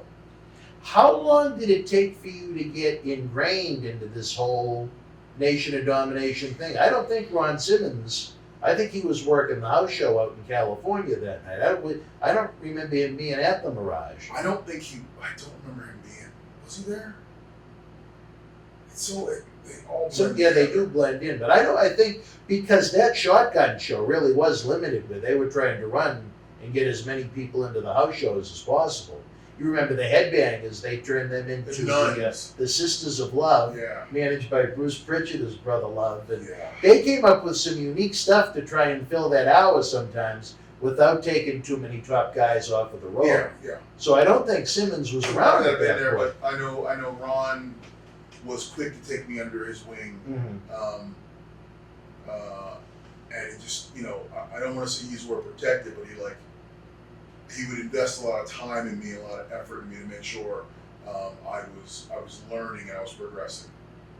So Well, hey, it showed that at least he cared and he had an interest. And not only that, not only was he looking after a young D'Lo Brown, but the Nation of Domination gimmick, he was the face of it. Mhm. He didn't want to have a stiff involved in it or No, something no. like that was going to drag it down. no, I think he quickly realized that I had potential, and he wanted to cultivate it. And you could really help. Yeah, and I You could really help. help, I could help, yeah. and I became the bumping, the workhorse of the nation, which I was the youngest one. I didn't care. And nothing against Ron, but he was starting to get a little long in the tooth. And So- they needed a younger guy like that to fit the crew. Yeah, and Ron was the heavy, so I was the bump guy. I was the guy who Ron would beat people up, and then when they were ready to turn around, I would go in there. Do you remember whose car it was you destroyed? Oh, some rental car. Oh, really? Yeah. So I remember the story, I think it was Raw with Kurt Hennig and Shawn Michaels. Unbeknownst to the Fink, they destroyed his car doing something in front of the Manhattan side. There was a couple times. There was a big story. I don't know if you remember this, but there was a time, it was a show we did from Atlantic City, and the Nation, DOA, and Barriquas had a fight, like a gang fight in the garage of the Atlantic City Convention Center. It was on a Raw in the summertime. Yes, I think. and then there was a car that got swung at and broke out the back window. That car was Jim Cornette's. Was it? And so, as the story goes, we had filmed that segment at about, 3 o'clock in the afternoon. Oh, it wasn't live. No, because they wanted to make sure it was blocked out. Done right, yeah. So we had filmed it about 3 o'clock in the afternoon. It was in the can, and Cornett didn't know. So once he got to the building, he didn't go back out to his car. So he's sitting there at the Gorilla because we're there. He's sitting at the Gorilla and we're watching him, and we're waiting. Did you know it was his car? No. Oh. I was told after the fact. And then I was told to keep my mouth shut. Because that's the ribs. So we're sitting there watching Cornett. Were you instructed to go after that car? I was not, but I knew I knew they were going after the car. Okay. I wouldn't have done it because so we're sitting there watching Cornett. We're watching the video play, and you see us fight near his car. You see Cornett. Oh, mother! And he went straight Cornett and ran up to his car, and then he pulled. What did he think he was going to do? Save the windshield? No, he was so mad he pulled the bulb out of his car and started beating his car himself. He started beating his own rent-a-car with No, a that was his personal car. Oh, because he lived in Connecticut. Yeah, this is his personal Okay. car. So he started beating it. He throws a bat in there, jumps in the car, and he leaves like he's headed back to Connecticut. He gone. Show's not even With the car trashed? He didn't care. He just drove off. Gone. Wow. For all, and there's a million positive things I'll say about him, he did have a temper. Yeah. He did. He did. I never want to have it directed at me. Wow. Oh, man. I bet you this. There were a lot of people that must have been laughing when he stormed off. He was mad. And I bet you this, people can say what they want. I bet you Vince McMahon reimbursed him every penny in that. Well, I think the plan without any doubt. The plan was just to fix it, Or to fix it, yeah. Yeah, the plan was just to fix it.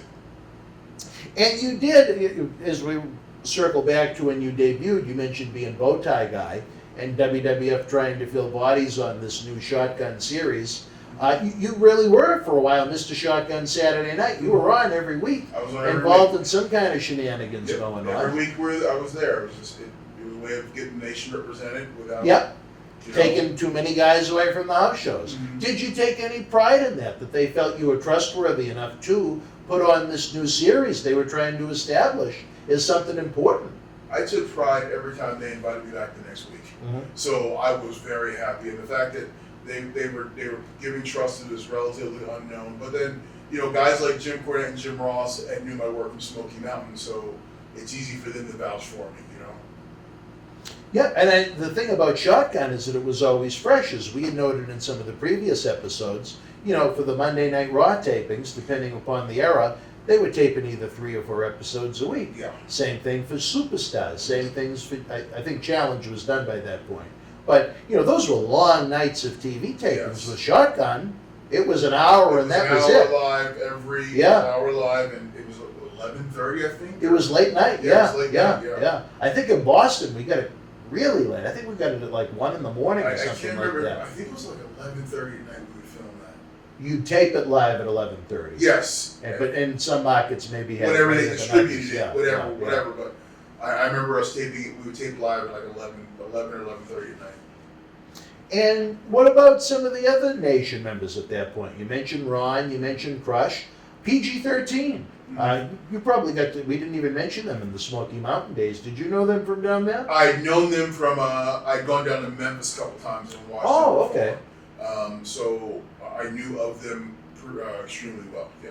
I actually, even though they didn't technically fit the gimmick, I actually kind of liked them doing the intro. It was different. I thought it gave it a little, even just a little more. It was different and unique, and you know, it's funny. You got these, these 2 young white kids being the mouthpieces for this group, the Nation, and then, you know, let me not sell short. Godfather at the time, he was Kama.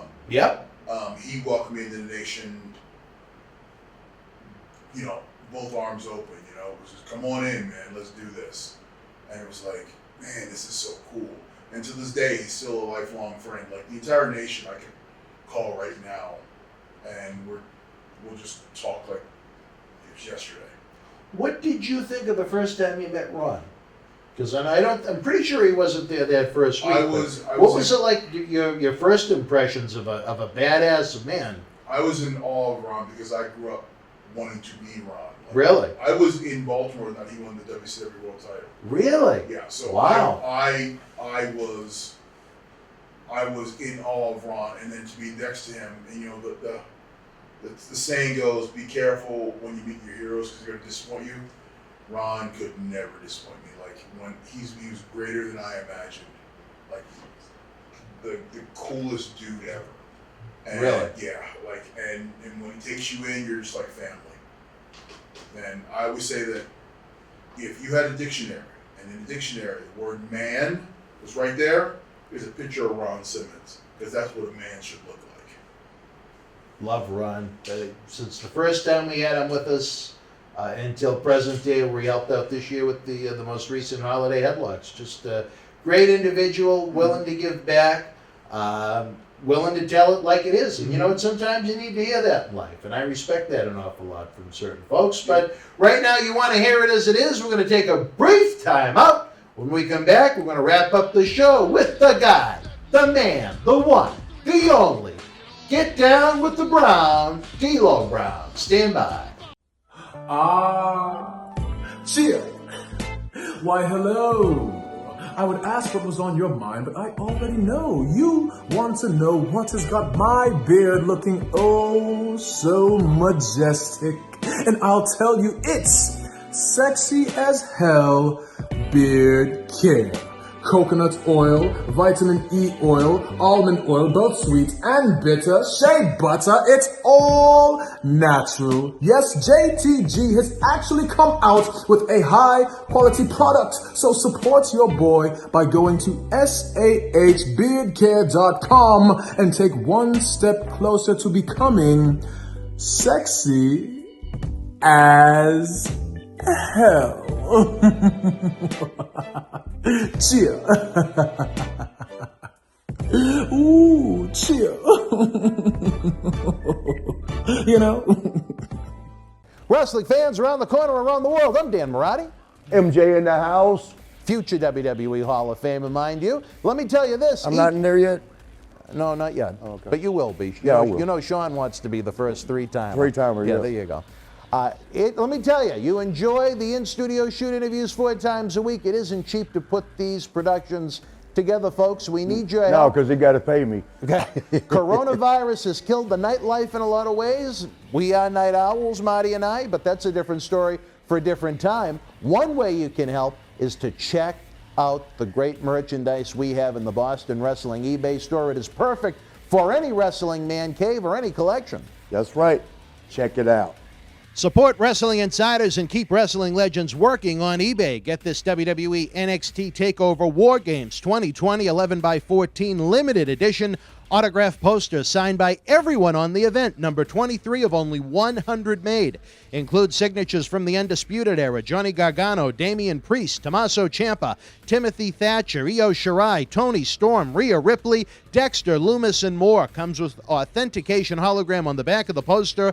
Also comes with mystery autographed 8x10 and an on-air shout-out from WWE Hall of Famer, Mr. USA, Tony Atlas, on Wrestling Insiders at your house. Get it now. Wrestling fans, welcome back to Wrestling Insiders. Dan Marotti along with my partner in crime, D'Lo Brown. We're ready to contact the attorneys and iron out a long-term deal. The TV studio back in Boston, it gives me headaches sometimes, but when they allow us the platform to have great guests like this, I'm always so happy, along with the great help that we've had with us, because as someone that has worked in these larger organizations knows, if you don't have the help helping, you can have the greatest talent in the world in that ring. No one's going to see it, or they're not going to see it very good. Yes. So I'm always very happy to have great people, and I always think they should be acknowledged. Absolutely. Because they're often the forgotten heroes in this industry. But without them, they're the workers that make us in the stars. I mean, there's 1,001 jobs in wrestling, and only 2 of them are in the ring.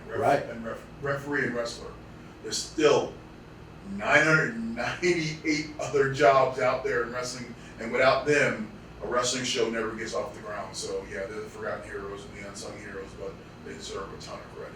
Well, I know our crew has been enjoying sandwiches as we've done our shows. I know. That's a different story for a different my stomach time. is grumbling over here. You don't want to know what Dan was eating down at the MGM the other night. I've heard that story like 9 times now, and I'm going to tell you. I think it was one of the Rock's favorites. Remember that pie that he used to talk about? A little poontang pie. You mean pie? Poontang pie, yeah. But anyway, as we get back to Mr. Shotgun Saturday night over here, when he was introduced to the World Wrestling Federation, they took you down to Texas. You worked with a man that headlined several of our first events, back then known as Jesse James, with a couple of S's, a couple of M's. Your initial impressions of the man that went on to be much better known as Road Dogg, present day, really playing a major part in NXT. It was a pleasure being in there with him, and I had history with the Armstrong family, so it was a real easy connection to have. And he's so talented, and he made everything, like, being in the ring with him was not hard at all, because he made it so easy. All you had to do was follow along, just follow along, and then after a while you get more comfortable with him. You start joking around with him in the ring, and it just makes it totally fun out there. So I love my time with Road Dogg. He's one of the best I've been in the ring with. He's another light-hearted guy, a lot of fun, a lot of laughs. I have to say this, I do have my moments of honesty about him. He was one of the guys, unfortunately, that did stick it to us, not once, but after it first happened with us the second time after he left TNA, because TNA went above and beyond to try and repair the relationship, and I was very grateful for that. But I'll say this, once he got on the straight and narrow and got sober and got his life straightened out of everyone that has ever screwed us over, he was the only one that was a man and went out of his way to reach out and apologize. And I think that says, no matter how funny he may be, no matter how talented he may be, as a human being, I think that says it all about Brian James. The content of his character is on full display with something like that. So, yes. And I say that in every interview, because let me tell you, when he did it to us, I was very angry, because it wasn't just once, it was twice. We gave him a second chance, and then it was a matter of fact, it was at the tail end of a Cauliflower Alley Club reunion. And I had to try and deal with his wife as he had vanished in Canada in a long story. But thanks to WWE trying to help form the talents the way they do, they helped get him back on the straight and narrow. And now, look at the great contributions he's making to the sport virtually every day of the week. Yeah, I mean, if you're seeing NXT, he has a fingerprint there. I mean, he's got his hands all over the business right now. I mean, it's impressive, the body of work he's created since leaving the ring, and he deserves everything he has right now. And I'm so happy for him because we mentioned someone else earlier that we're not going to mention now, but just someone, despite what happened, I genuinely liked him because he was someone that not only, like you mentioned about Al Snow, not only did he care about what he was doing that night, but he did take a genuine interest in what the indie guys were doing too, which is why I think he's a great fit for NXT. No, he's perfect fit for there. I'm just so happy his life has worked out the way it did because there was a time it didn't look so great for him. But him and his wife down in the Pensacola area are happy. He's got some grandbabies popping in while he's not pumping into the world, and just it seems like it's a good time in his life. And I'm glad he's there because he earned it. He faced some dark times, but you know what? Now the times are as bright as these lights that are on us right now, and I hope they stay that way for him. He's a good egg. Yes. Back to that same Shotgun Saturday Night show, though. That one was one of the more loaded ones. I loved it. Austin was involved running around. Yeah. And you had a very, at that point, rare appearance by Terry Funk. Mm-hmm. Did you get a chance to interact with Funk at all? Oh, yes. Yeah. I was a big Terry Funk fan growing up. So, he was real good friends with Mick Foley, so Mick and Oh, there you go. Right. So it made the transition very easy to talking with him. And then I remember a few months later, because he was doing the Chainsaw Charlie gimmick, and I remember a few months later they had me beat Terry Funk, and I was like, I'm going to. You went over on Terry Yes, at one point? yes. As Charlie or Terry? As Charlie. Oh, okay. As Chainsaw. I'm not going over Terry Funk. I'm going over Chainsaw Charlie. But the fact that he was still willing to go out there and do that for this young kid meant a lot to me, and it still holds a warm place in my heart, 30 years later, or whatever it is, and it's amazing. Don't age yourself too much. He was only 24. Well, it's who's counting, right? It feels like 30. Yeah. Let's a decade, two and a half decades. My goodness. But yeah, he went out there and he helped me out, led me through it, and walked me to a win. I'm like, golly, this is what a world champion does. This is what an NWA world champion does, isn't it? And I got a taste of what he must have been like. Like if he was 10% of what he used to be. My God. He wasn't a spring chicken at that point. Yeah. And I remember I was like, this is what an NWA world champion is like. Wow. That light bulb moment. That's one of those nights when you shut the lights off at the hotel, unless you had a guest. You must have really thought to yourself, this is what this business is all about. That's when you get it out of it. You open your eyes to a lot. You're like, wow. And you sit back and I probably wanted to have a huge smile on my face that night, just thinking, it's incredible. That was Terry freaking Funk. Then the next night after that Shotgun, it was Royal Rumble 97. Yeah. In the Alamo Dome itself, Shawn Michaels' big night when he went over on Sid for the WWF World Championship. Mm-hmm. Ron and as Farouk and Ahmed continued their battle. Were you involved in that matchup? Yes, I was. That's when Ahmed Perwer plunged one of my other cohorts through a table. Through the announcers or the timekeepers table, right? Yep. Yeah. But yeah, I was involved in that match. Yes.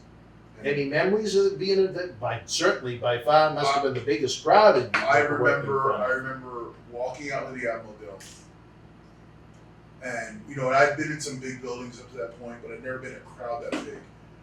And I remember not hearing the crowd, but feeling them on my chest physically.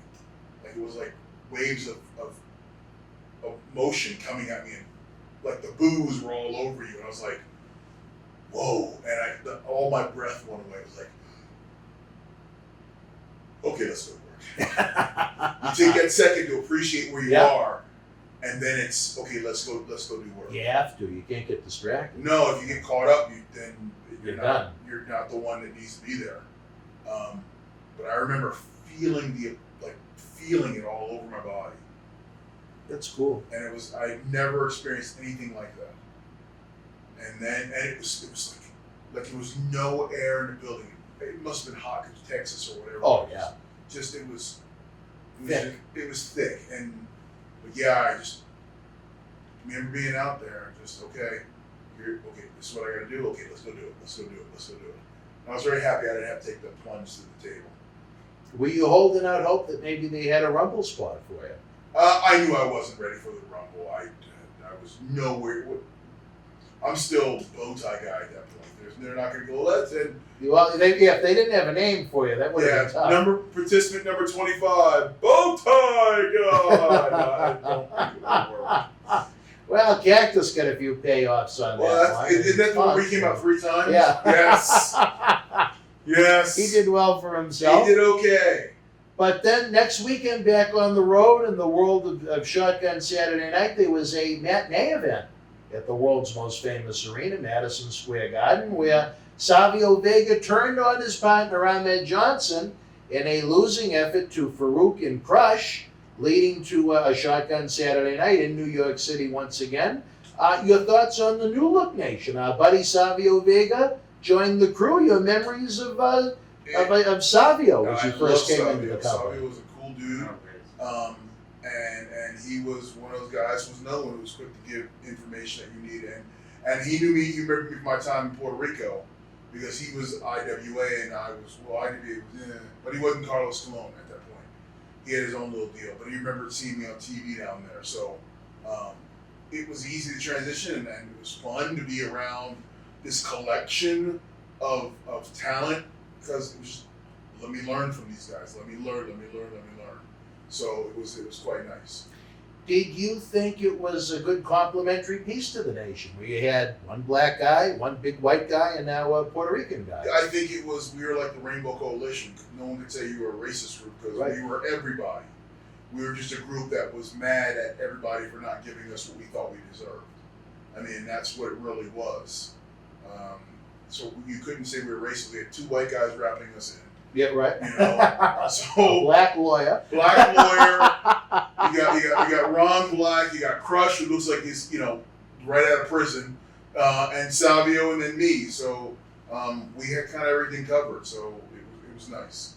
Yeah, I thought it was a really good mix right off the bat. I did too. It wasn't anything that was over offensive. Like no one go, well, look at all these 9 black guys. There's a bunch of guys who were angry. Yeah. Guys who were angry.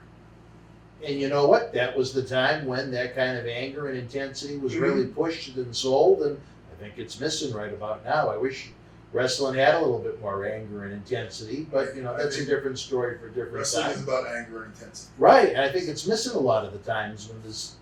I think it's one thing to have serious guys do things that can be funny now and then, but when you take guys that have talent and all they do are funny things, I don't think people are ever going to take them seriously. But one man's opinion. And you know what? They didn't call me on the phone to ask for it, so there you go. You're not in the booking meeting, right?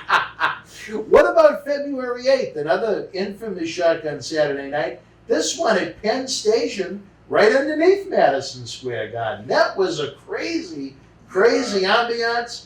Triple H, I was worried his hair was going to get stuck in the escalator when he got tombstoned by Triple H. That wild New York crowd right on top of you guys with all the trains coming in and out. The Nation had a tag match, then they had a 6-man tag team match, all on the same show. Your memories of the Shotgun from the Penn Station, that one's got to kind of stick out. I remember it being a wild night and it just being, you're in the garden, but you're not.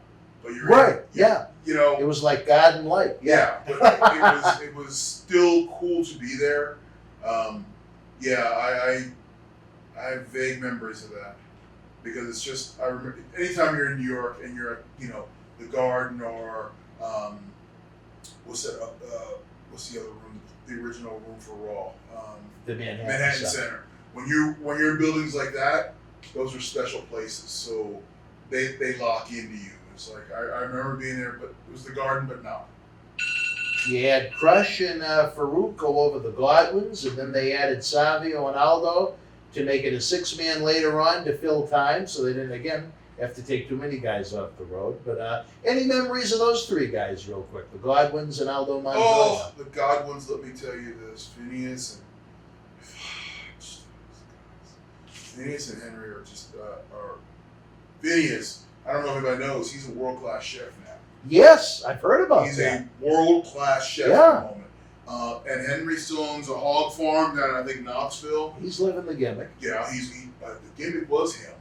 But both of them, dude, cool guys who just, all they want to do was have fun, wrestle, and get to the next town and do it all over again. And just two good guys. And then Aldo, I really didn't interact much with Aldo. I've actually interacted probably more with him after leaving WWF than during there. Just a dude, we got along. He spent some time in Japan. Oh, really? Yeah. We were in All Japan together for, I think, a series. Oh, really? Yeah. But Phineas and Henry, man, I love both those guys. I honestly can say I love both those guys. Well, with Aldo, he's with us as part of our Wrestling Insider Extreme series. He's a guy, another one that unfortunately has faced some tough times. That's with the personal demons. That's hopefully on the upswing. I was very, very, very happy in a great way with the series he did with us the first go around, and we hope to do more of it. But you know what I thought was something very nice that WWF did was after Henry Godwin's son. Did he commit suicide? Or I'm not sure how. I remember how he passed very, very, very young due to a gun accident. Yes. And I thought it was so nice that they didn't put him on WWF television, but they brought Henry Godwin back into the fold, working with the developmental program. And I thought that was a really, really classy thing. Maybe Triple H remembered that, Henry went out of his way to try and make him look good during his first big feud in WWF when they did that big hog pen match. Yeah, I remember that from '95. Yes. And so, I think it was nice that they tried to help him out like that, which I can't imagine what the poor man must have went through during that. I never want to know. And I just can only hope that the son wound up in a better place. That's it. Which is really all you can hope for. But unfortunately, fans, as we end kind of on a down note, we have to end tonight's show. We are running out of time. Again, we ask you, please, if you're watching the premiere of the show, share your thoughts in the premiere box. The Super Chat is open for all of our hard work. If you can't be with us live on Wednesday night after AEW at 10, I get it. I know how it works. Some people got to get up early in the morning. Mm-hmm. Some people are doing 5,000 things on their cell phone. But once you do find this episode, leave your thoughts in the comment section below. Give the program a thumbs up. Subscribe to the YouTube channel. It's absolutely free. It lets those crazy things that I don't understand, called algorithms, know that you enjoy what we do, so we can find, as The Rock would say, the millions and millions of fans that don't know we exist, that the light is on, shining upon us. And we want more of them to join the Boston Wrestling family, and we're very happy that you are part of the Boston Wrestling family. If you want early ad-free access to more great shows like this, along with our studio shoot interview DVD library that's been seen by millions online, millions more on the Howard Stern Show, along with some great exclusives, join the Boston Wrestling Patreon family at patreon.com/Boston Wrestling. For D'Lo Brown, who I'm hoping we see much, much sooner than later, I'm still Dan Brown. Until we speak again, folks, you and yours, be well, be healthy. Good night from Las Vegas. Wrestling fans, VIP packages and tickets are on sale now for Boston Wrestling Sports Back to the 80s live wrestling event and Legends Fan Fest party Saturday night, April the 16th at Memorial Hall in Melrose, Massachusetts. After successful cancer surgery, meet WWE Hall of Famer Hacksaw Jim Duggan, plus three-time WWE Tag Team Champions X and Smash Demolition, WWE Hall of Famer Tito Santana, the Wild Berzerker, and at least three more WWF icons. Take part in a VIP exclusive Q&A session, a VIP exclusive Group 80s Legends photos, autographs, individual photos, all before the superstars and legends of yesterday, today, and tomorrow light up the ring like Times Square on New Year's Eve. Get your VIP packages and tickets now to secure the best seats in the house at bostonwrestling.com for a professional wrestling celebration decades in the making. We'll see you live April the 16th. Wrestling fans, I'm Dan Marotti. And this is the man of the hour, Leo Rush. It's all over bostonwrestling.com and our social media. But Leo, brother, they got to check out some of this merch. They got to. Check it out, fans, right now available on eBay. Support Wrestling Insiders and keep wrestling legends working on eBay. At Survivor Series, it was champion versus champion as WWE champion Drew McIntyre battled Universal champion Roman Reigns with Paul Heyman. Get this 11x14 poster autographed by all three men. Limited edition, number 42 of only 50, with authentication hologram on the back of the poster itself. Comes with a mystery autographed 8x10 photo and an on-air shout-out from WWE Hall of Famer Mr. USA Tony Atlas on Wrestling Insiders at your house. Get it now. Fans, did you love having D-Lo with us? Let us know. We need to know who you want to see more of on Wrestling Insiders. Again, I apologize for some of the audio issues we had with the Las Vegas episodes with D'Lo Brown, The Godfather, and Kevin Sullivan.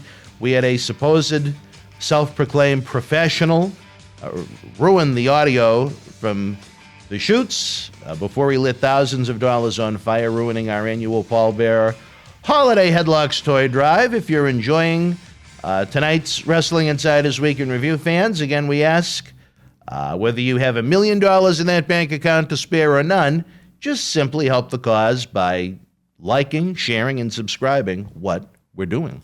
Fans, more important than ever, and it's a great weekend to do so, especially if you're not a football fan, join the Boston Wrestling Patreon family with early, full-screen, ad-free access to our Wrestling Insider talk shows each and every night. 300-plus full-length episodes in the archives. Our world-renowned studio shoot interview DVD library is seen by millions online and millions more on The Howard Stern Show. Patreon exclusives and more at patreon.com/Boston Wrestling. As noted earlier, we have brand new watch-alongs with the Berzerker and Demolition Axe. Great stuff happening on the Patreon. I have my own little slice of heaven with my Inside the MWF Patreon podcast that I don't think is going to make it to YouTube, which makes it a much more personal conversation, so to speak. The more fans that help with Patreon, the more superstars we can bring you. It's that simple. Up next, it's our brand new series that fans are falling in love with, coast to coast, border to border, around the globe, maybe even in outer space. Wrestling Insiders Throwback Thursdays with the man who some may think is in outer space. The man that's going to be with us for 3 big days shooting next week, Sunday the 20th, through Tuesday the 22nd. I could only be talking about Fridley, Minnesota's finest, the Berzerker, John Nord. This week, the Berzerker shoots on WWF 1991. Tito Santana, Million Dollar Man Ted DiBiase, the late Patriot Del Wilkes, Sid Justice's debut, Brother Love / Bruce Pritchard's departure, Johnny Ace, a.k.a. John Laurinaitis in All Japan, and tons more. Again, fans, if you're enjoying our hard work, please, fans, help the cause. Like, share, and subscribe. All right, wrestling fans, welcome to another installment of Wrestling Insiders Throwback Thursday. Dan Marotti, along with your hosts with the most, the Berzerker, John Nord. John, February now, it continues to be cold, I'm sure, here in Minnesota. Yep. Well, for you in Minnesota, Yeah, here in Boston. We're just a few days away from Valentine's Day, John. Any big plans with the ladies in Minnesota? I absolutely zero, except for my daughters. I'm going to drop them a little card each and maybe give them a little long green with the short future. Maybe pop a 50 in there or something in the card, and just tell them I love them. That's nice. I am not seeing anybody right now, so I do not have a Valentine, but right now I'm enjoying the peace I got by myself. You like being a bachelor right now. I do. Well, maybe on Saturday night, April the 16th at Memorial Hall, when we go back to the 80s, we could have a win-a-date with John Nord contest. Well, God, bring it on. I'm not shy. Don't get me wrong. I love the ladies. Would you want Annie to enter the contest? Annie? Yeah. I love Annie. Yeah. Annie, enter the contest. Let's have it. Would you let her enter anything else? Annie? Yeah. Well, she won't. If I know Annie, she won't eat dinner. No. Because she would want to eat something else. Something else, right. And we'll have to cross that bridge when we come to it. Annie, we love you, though, if you're Annie, watching. you know what? It's amazing that you continue to remain relevant on such a talk show like this about great 80s and 90s and throwback wrestling, but I guess even her tongue is a throwback. Well, and I want to tell you something about Annie. Back to Annie. Annie, I want you to know, if you're watching this, that we say that in love. You know, we say that she's an ass eater in love. We say that in love, and it is no pun intended at all. That's for sure. We adore you, and that's what all I can speak for myself. Annie, I adore you. You're a wonderful person. A good human being. A great human being. I don't think she ever expected to be part of Brutus Beefcake's book quite like that, but it is what it is. I didn't read it, but I heard she had a full chapter. Yeah, in it. yeah, about the romance between her, Greg, and Greg's backside. But anyway. Very good. Hopefully you guys all have a very happy Valentine's Day if you have a main squeeze out there over the next couple of days. If not, you always have us with our great talk show content virtually 7 days a week across the Boston wrestling empire that we have on social media, YouTube, and so much more coming with the big live events this spring. But John, more questions, they continue to come in fast and furious from the fans. As you were a relative newcomer in early 1991 in the World Wrestling Federation, who were some of the people that you'd travel with? Who did you like to travel with, or room with even? When I came in 91? Yeah.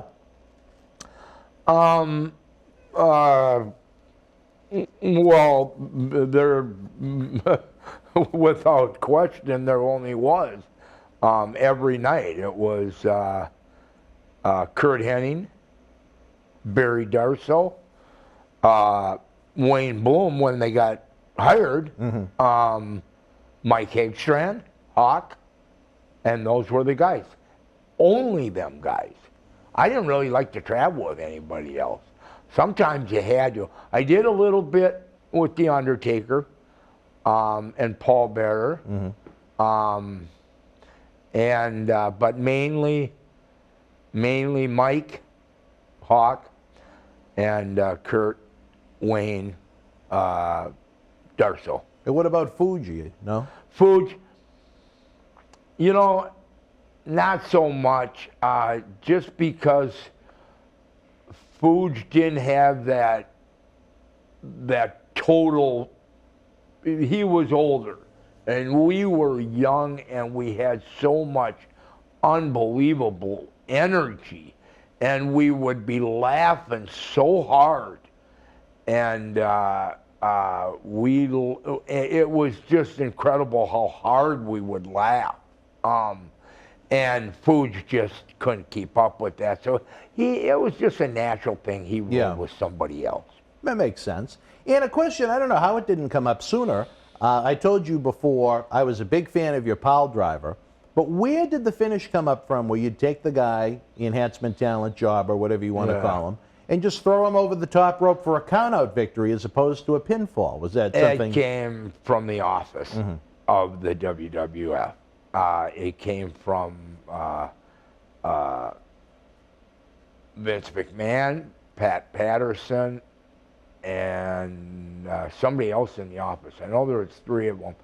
And they said, why not do that? Well, it never got over, and I didn't like doing it because some guys were like short and really wide, and that's hard to pick up when you're tall. Yeah. And you got, you know, and to actually get them up and over the ring, and then you might hurt the guy's landing on the cement. That's a dangerous, dangerous thing to do. And it didn't get over. Number one, I didn't like it. And I can tell that they knew I didn't like it. So it ended up fizzling out, thank God. Because I didn't want to hurt nobody. I didn't want to hurt nobody out on the cement. You just can't land on the cement and think you're not going to get hurt. Or you're going to hurt. Sure. Somebody's going to get hurt. Someone's going to get hurt. Sooner or later.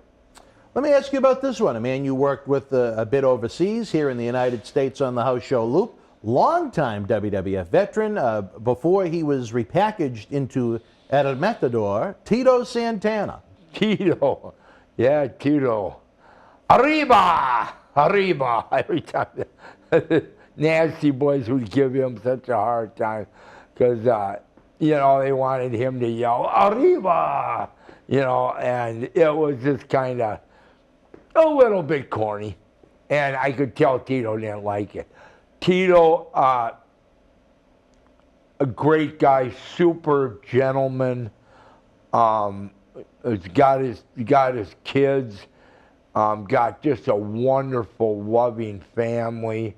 I just don't have a bad word to say about Tito Santana. He's been around a long time, and he loves wrestling. And he loves talking about himself.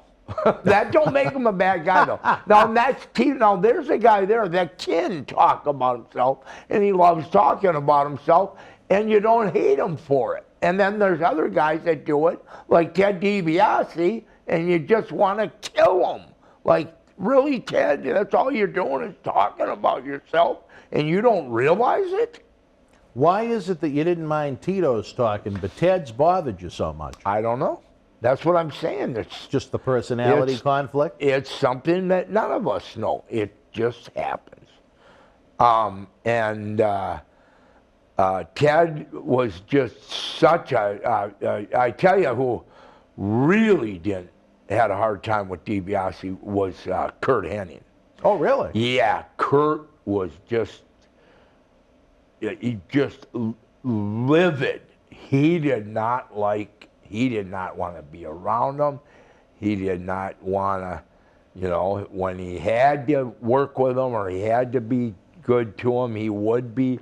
But man, he just, because Ted would be like, if Curt would have like Wade Boggs, you know, or John Anderson, or these guys, Willie Nelson, and these guys, and these were all guys that attracted to Curt. Curt met him first, not Willie, but John Anderson, the country western singer, and who did I say? The other guy? Wade Boggs. Wade Boggs, and then also somebody else big. But he would be sitting there talking about it, and Ted would just come right in between them and go, "Hey, I'm Ted DiBiase. How you doing, bro?" And Curt would be going, "Hey, if I can," and the one of the use, you know, the words is Curt would use, and would be, "Hey, you frickin' Jaime, get the F out of here." And Ted just never got it. It never entered his head he was being selfish. Maybe it is now. I think, hey, here's the deal. What goes around comes around. Look at Ted now. He's in a world of deep shit. The whole family, yeah. The whole family. It took decades. But see what happens when you're self-centered all the time? The karma came back and hit him. Case closed. Bro. Well, what did you think of working with Tito? You mentioned what you thought of him personally. What was he like to work with in the ring? He was beautiful. He was beautiful to work with. He would never crack out a turn. That's an old saying, by the way, that con men used to use. You cracked out a turn. In other words, you went off, you did something you weren't supposed to do. And he never cracked out a turn. He always was a gentleman. He did exactly in the ring what you expected, what went well. You always had a good, decent, solid match with him. Not necessarily a barn burner, but then he was not necessarily billed as main event type guy. He was an opening match usually when is what I remember. But yeah, would you say he was smooth? Very smooth. Very smooth. Good word. He didn't mind doing jobs because he was the one putting you over. Good guy and good. You're right. He was almost like a steamboat, except less swank. He didn't have them tights that the snake tights or whatever. Lizard. Lizard tights. Yeah. That's still a little bizarre, but we discussed that little on a previous episode. It's a lot of bizarre. Wasn't Blizzard tights? It wasn't Berzerk, though. Bizarre to the max. All right, well, Tito, good opponent for you. Again, wrestling fans, we're going to continue to barrel through the year that was the 1991 the World Wrestling Federation through the eyes of John Nord, the Berzerker, as we continue with Wrestling Insider's Throwback Thursday. Stand by. Tickets are on sale now for Soul Survivor 10 Back to the 80s, our live event and fan fest Saturday, April the 16th at Memorial Hall in Melrose, Mass. Head on over to bostonwrestling.com now. World Wrestling Entertainment's Raw brand was live at the Budokan Hall in Tokyo, Japan, Tuesday, February the 12th, 2008. In the opening contest, WWE Intercontinental Champion Jeff Hardy won a Battle Royal. WWE Women's Champion Beth Phoenix retained the title over Mickie James. Carlito beat Brian Kendrick. WWE Raw Tag Team Champions Hardcore Holly and Cody Rhodes retained the titles over Lance Cade and Trevor Murdoch. Nature Boy Ric Flair with the win over William Regal. Chris Jericho defeated Ken Kennedy.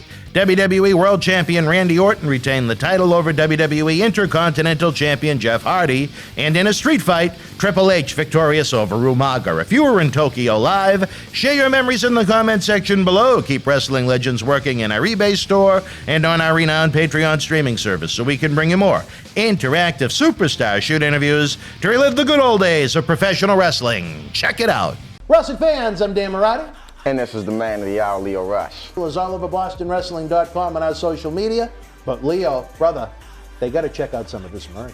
They got to. Check it out, fans, right now, available on eBay. On October 28th, 2020, Wrestling's Scariest Night was back with WWE NXT Halloween Havoc. This limited edition collector's autograph poster is number 12 of only 100 produced and is signed by all 9 superstars featured on the poster, including Johnny Gargano, Damian Priest, Candice LeRae, Io Shirai, Dexter Lumis, Cameron Grimes, Rhea Ripley, Raquel Gonzalez, and your Halloween Havoc host, Shotzi Blackheart. Comes with WWE authentication hologram on the back.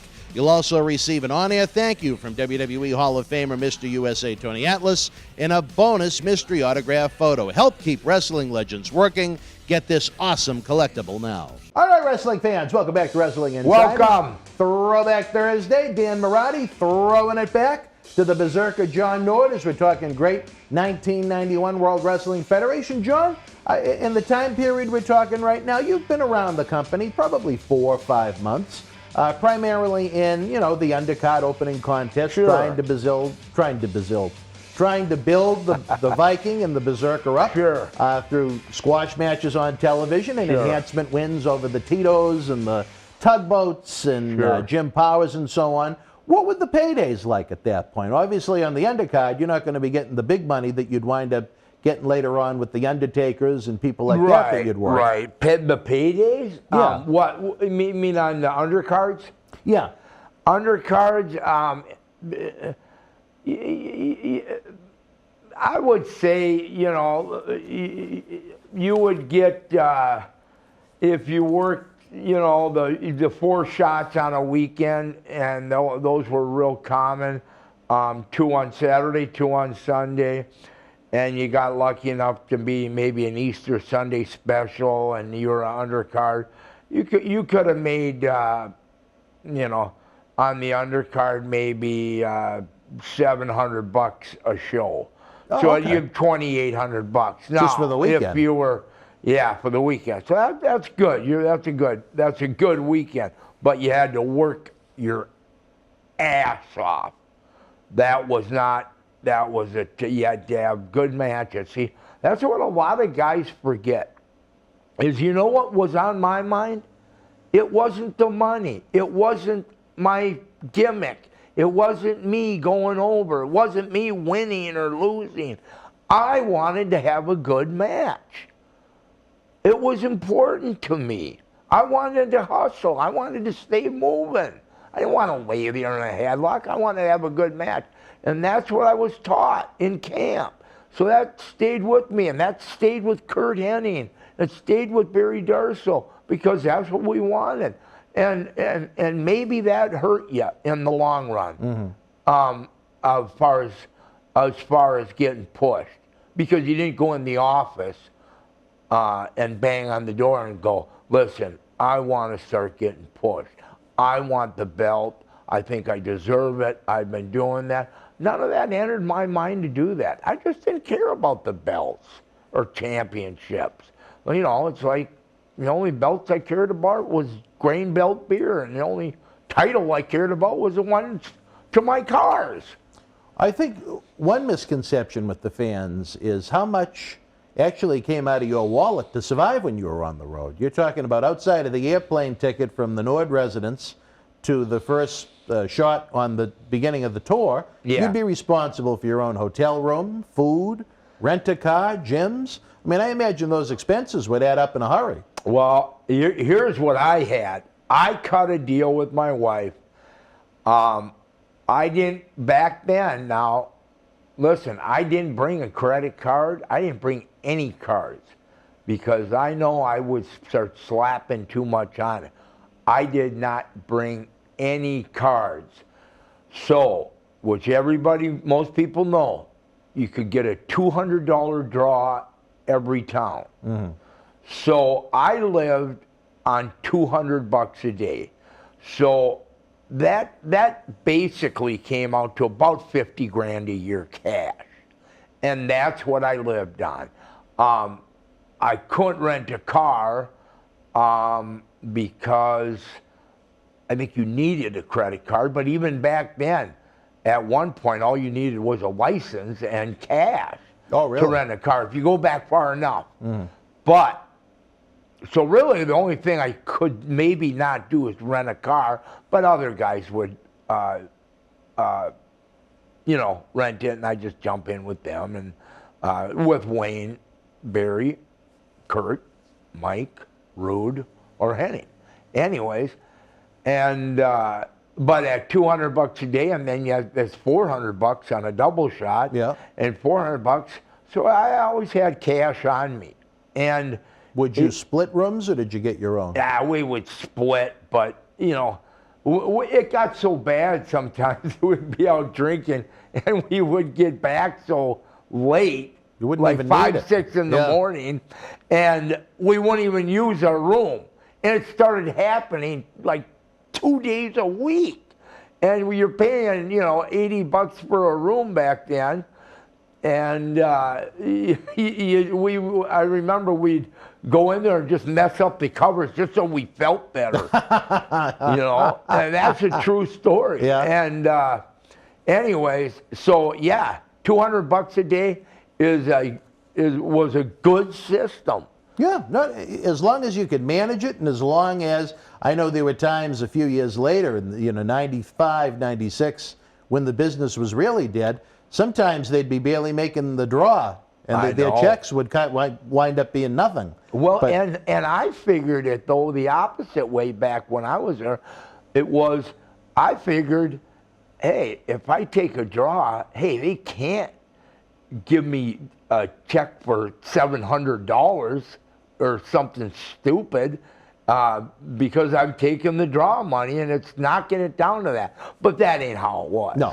But that's how my thinking was. They took it. A little bit. They took it. Yeah, so I just was grateful enough to where they were just always good to me on pay. Good. They really were. And especially with my run with The Undertaker. And I had I wrestled The Ultimate Warrior a lot.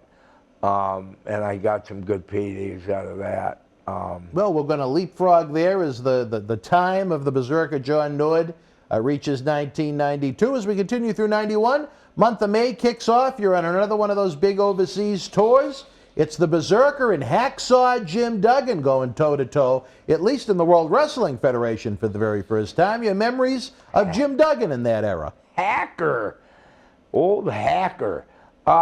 Jim Duggan, yeah, Jim was the same as he was when I knew him in Mid-South. Jim Duggan was always the same. He never changed. He was always just Jim. And Jim always tried to stay in a good mood. Sometimes he got a little moody, you know. But Jim went through some things that I think, you know, like with the Sheik and that, and I think he was always mad about it. He had a chip. So, but Jim was Jim, and he knew I wasn't no threat. So we just went in there and had a good, best match as we could. That's all. Were you around Duggan in Mid-South when the incident happened, the drink and driving accident when his female companion died, or was that before or after you? Yeah,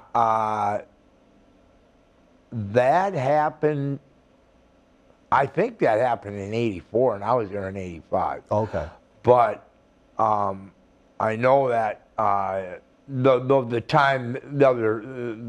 time, one of the past shows I told you about Duggan and Steve Williams getting into that big fight in Fairy Day, Louisiana. Duggan and Steve Williams? Yeah, they both. I don't remember that. Yeah, they both ended up in jail. Fighting each other? No. Oh. No, they're fighting everybody in the bar. Oh, but okay. Fairy Day, Louisiana, like I told you then, was a very famous town. Mickey Gillies from there. Jerry Lee Lewis is from there.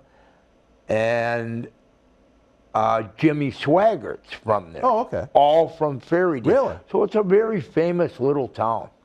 And Williams and Duggan, they just went at it with some of the locals? They or? just, it's almost like Watts was happy. Yeah, because then it was in the papers. Duggan and Steve Williams get thrown in jail, and on, and Watts loved it, which is freaking sick, because some guys got their faces split open, and that's not cool. No. But from the promoter point of view, I can see him happy at the fact that it looked like it gave his wrestlers credibility, that they were out there fighting in the and out of the ring. Yeah, well, absolutely, it gives them credibility. That's every promoter's dream, is to have people wondering, hey, I know it's fake, but I know one of that things they did, I know that had to be real. And that is still kind of true, you guys. Yeah. Because it's not an optical illusion. You go from here to there. You can't fake that. So, yeah. May, I think it was the 6th, back in the United States, television out in Rockford, Illinois, saw the debut of a guy that wouldn't get a contract for, I think, 6 years later with WWF. Del Wilkes, who would be better known as the Patriot. Any memories, old Del? Another one that passed away not too long ago. Oh, Del. Del Wilkes was one of the finest guys there ever was, and he got into some trouble. Some medicine. He did some time. He did. Too. And serious medicine. Serious. Del Wilkes was as finest guy as there ever was. He was an All-American, first team All-American O-lineman for the University of South Carolina. And he was, I think 2 years, maybe, I think he was first team All-American. Do you know what kind of athlete you got to be an All-American first team, Division I? You got to be and Del was that. He was famous in South Carolina, man. Everybody knew Del Wilkes.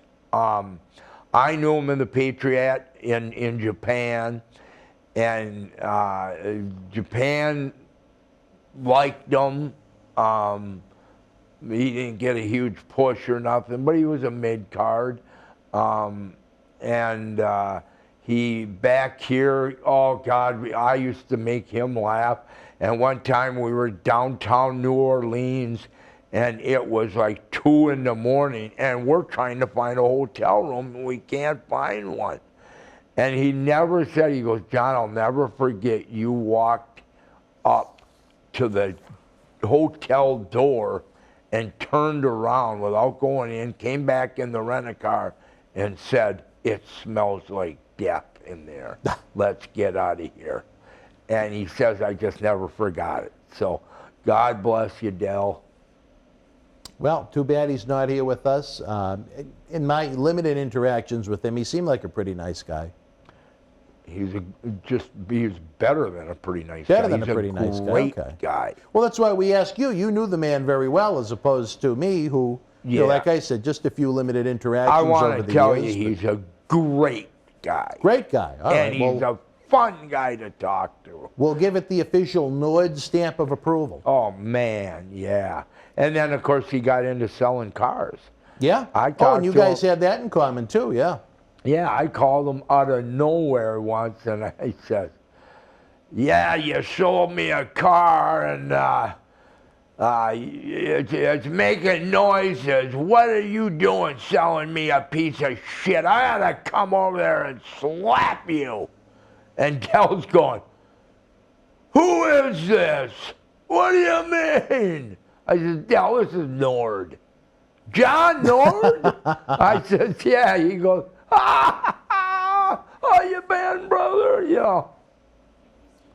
Well, I tell you, again, it's always sad when we lose a member of the fraternity so soon. Man, I forgot that he passed. Yeah, he was another one last year.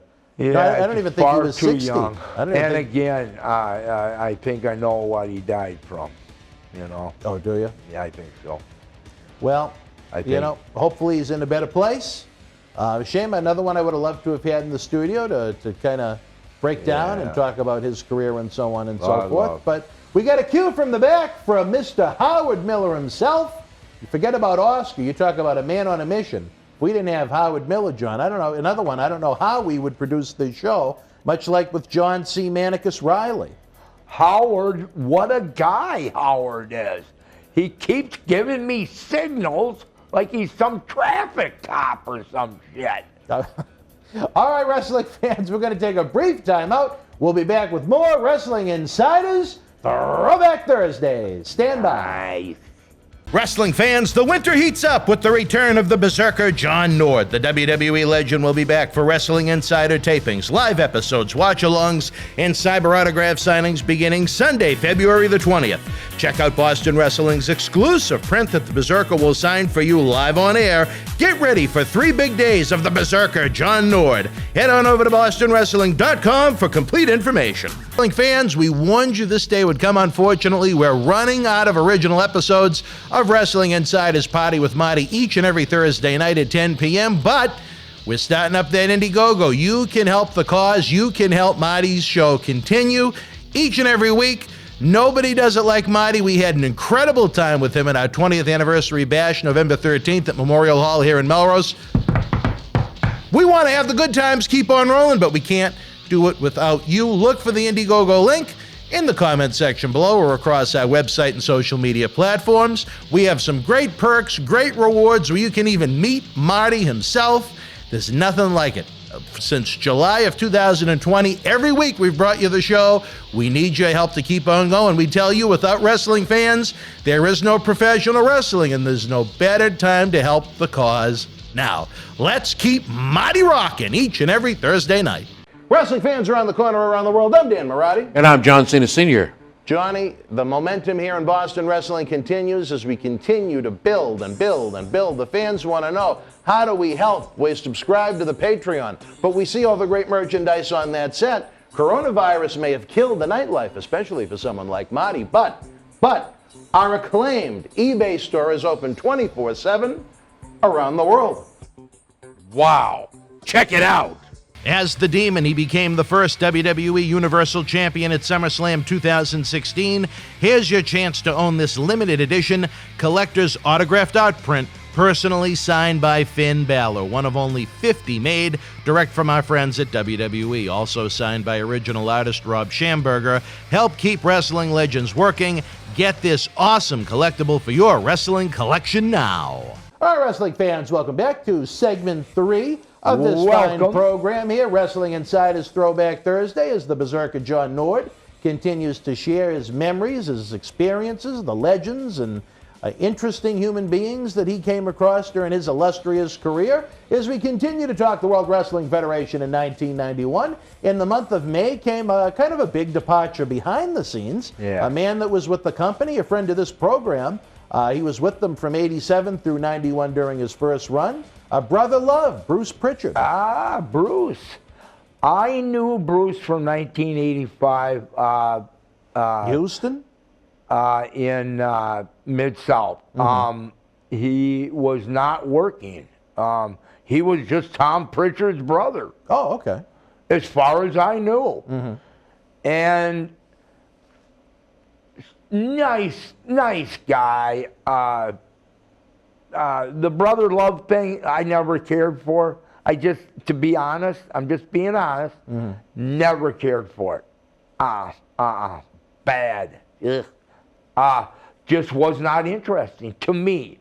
But Bruce Pritchard, as a human being, one hell of a nice guy. Absolutely. Bruce has been, like I said, a great friend of the show over the years. He's helped with the toy drive. He's a great guy. He'll only help you.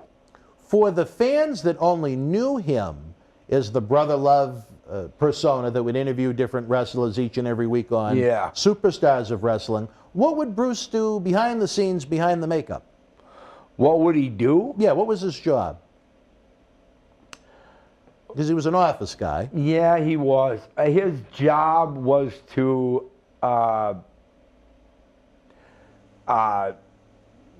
try to give the guys ideas to make their match better. Period. However, most of the time, he would do that, and he would be talking to a guy that knew 10 times more than Bruce knew. So what are you going to tell a guy, you know? But that don't make Bruce a bad guy. That just was his job. Maybe best way to put it was he was kind of a creative guy that didn't have the veteran experience that the workers did. Yeah. And his job, I think, was just to put that finishing touch on it, if it was possible. I see what you mean. You know, I tell you, isn't it amazing that in 2022, after breaking in with the company for the first time in 1987, he's back yet again after having one of the most popular podcasts in all of sports. He's the executive producer of Raw and Smackdown in WWE right now. So he's Bruce is? Yeah. Wow. Yeah, he left. Wow. Parted terms in 08. They brought him back, I think 2020. Well, there you go. That's what you call being a good, nice guy that gets along with people, that is a team player. And they have always considered Bruce Pritchard to be a team player. Always.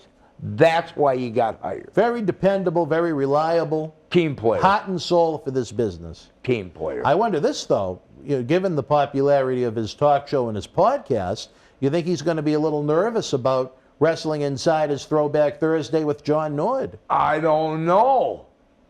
But I'll tell you one thing. I'm glad Johnny Ace ain't going to be there. Because it sounds like maybe he got kicked in the throat or something. Ace. I don't want to rain on your parade, but he's back, too, as the Director of Talent Relations. It's not raining on my parade, brother. It doesn't change one thing. He's still funny as hell. Maybe you should just talk normal, Ace, instead of talking like this. That's your only quorum with the man, is the way he talks. No, I had other quorums with him. Oh, all right. It does. I'm just not a fan of him. Listen, I hate nobody on this earth. Hate ain't in my genetic makeup. I'm not like that. But I'll tell you what, I will tell you the truth. And Ace can be a really nice guy. But what did I tell you about Barry Darsow? Who are the two guys? You ask Barry Darsow. I want you to ask Barry Darsow this question at the big event. Ask him, who are the two worst guys that ever screwed you over? Wrestlers. And he's going to say Scott Simpson and Johnny Ace. And if you're doing that to Barry Darsow, it proves your character. Because Barry Darsow don't got a bad bone in his body. He's a right dude. And Scotty Simpson, Nikita, love him, childhood friend, love him, graduated high school with him, good athlete, good football player. But he did wrong by Barry. But he did wrong by Barry, and Scott just got any guy that don't want one of his good high school friends, he wants him to call him Nikita instead of Scott. You have got a screw loose, Scott. You're a pastor. So I guess you can't go to your pastor, but go directly maybe to the Lord and ask him why you insist on being called Nikita. Maybe you've already figured it out. Maybe you know something that I don't know. And then Johnny Ace, I know you're grieving. Joe died. You know, your mom, your dad died. I know. I do respect that, and I do sometimes act like this is in a mean sense. The only problem is you know, Johnny, you were not nice to me a couple times, and so I had to waffle you with a chair. But you were a stooge and a suck ass too. However, I don't like you. So listen, I love you, but you're an official giant suck ass. Wow. All right, well. What do you think of that? I think it's an honest answer, if nothing else. How do you like them apples? Those are the type of answers I think we like here on Throwback Thursday. No BS, you know. And you got a problem with it, Ace, come see me. And there you go. May 28th, World Wrestling Federation television taping, Tempe, Arizona. A man that certainly did not do business the right way on the way out of WCW, but sure landed himself in a plum position in the World Wrestling Federation. It was the debut of Sid Justice, who would show up in non-televised appearances at first just to try and get over with the crowd. They'd have him attack random heels post-matches during dark endeavors. Your thoughts when you learned that Sid was coming to WWF? Did you think he was going to become a man of the town? Sid, well, let me tell you, this was WWF's thinking. Look at the guy. He's huge. He's built. He's he's got the curly hair. He's got the big jaw. He's got all the credentials that a guy like Vince McMahon loves. Okay? So they're going to try to use you as long as you play ball not softball. In their park. And not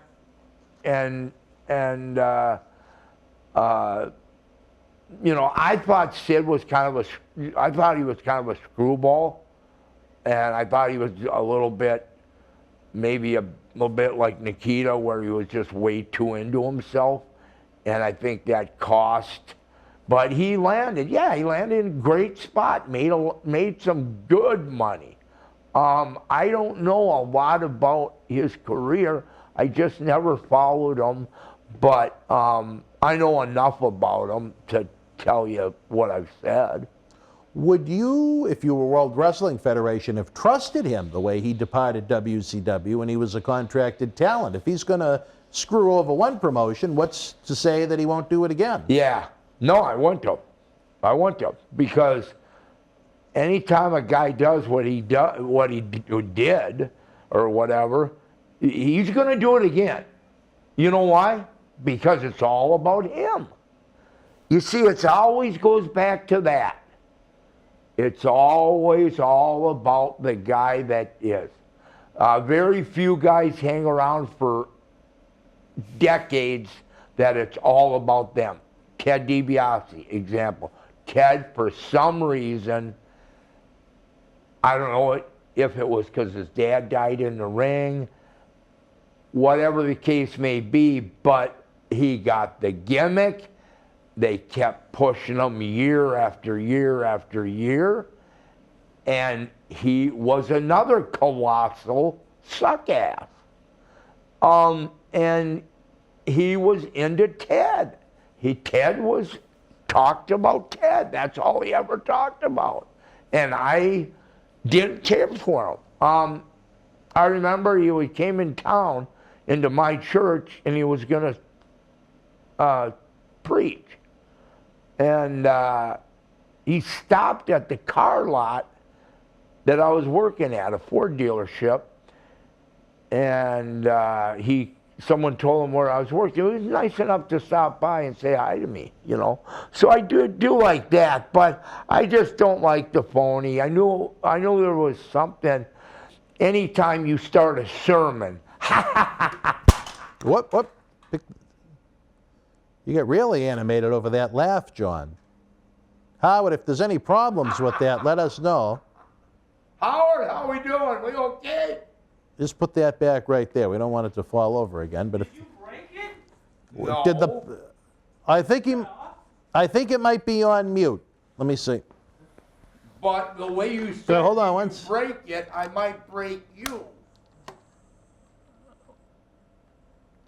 I can't see without my glasses. Shit. What do you hear? We're looking for green. Do we see green? What color is it now? Are we on the air?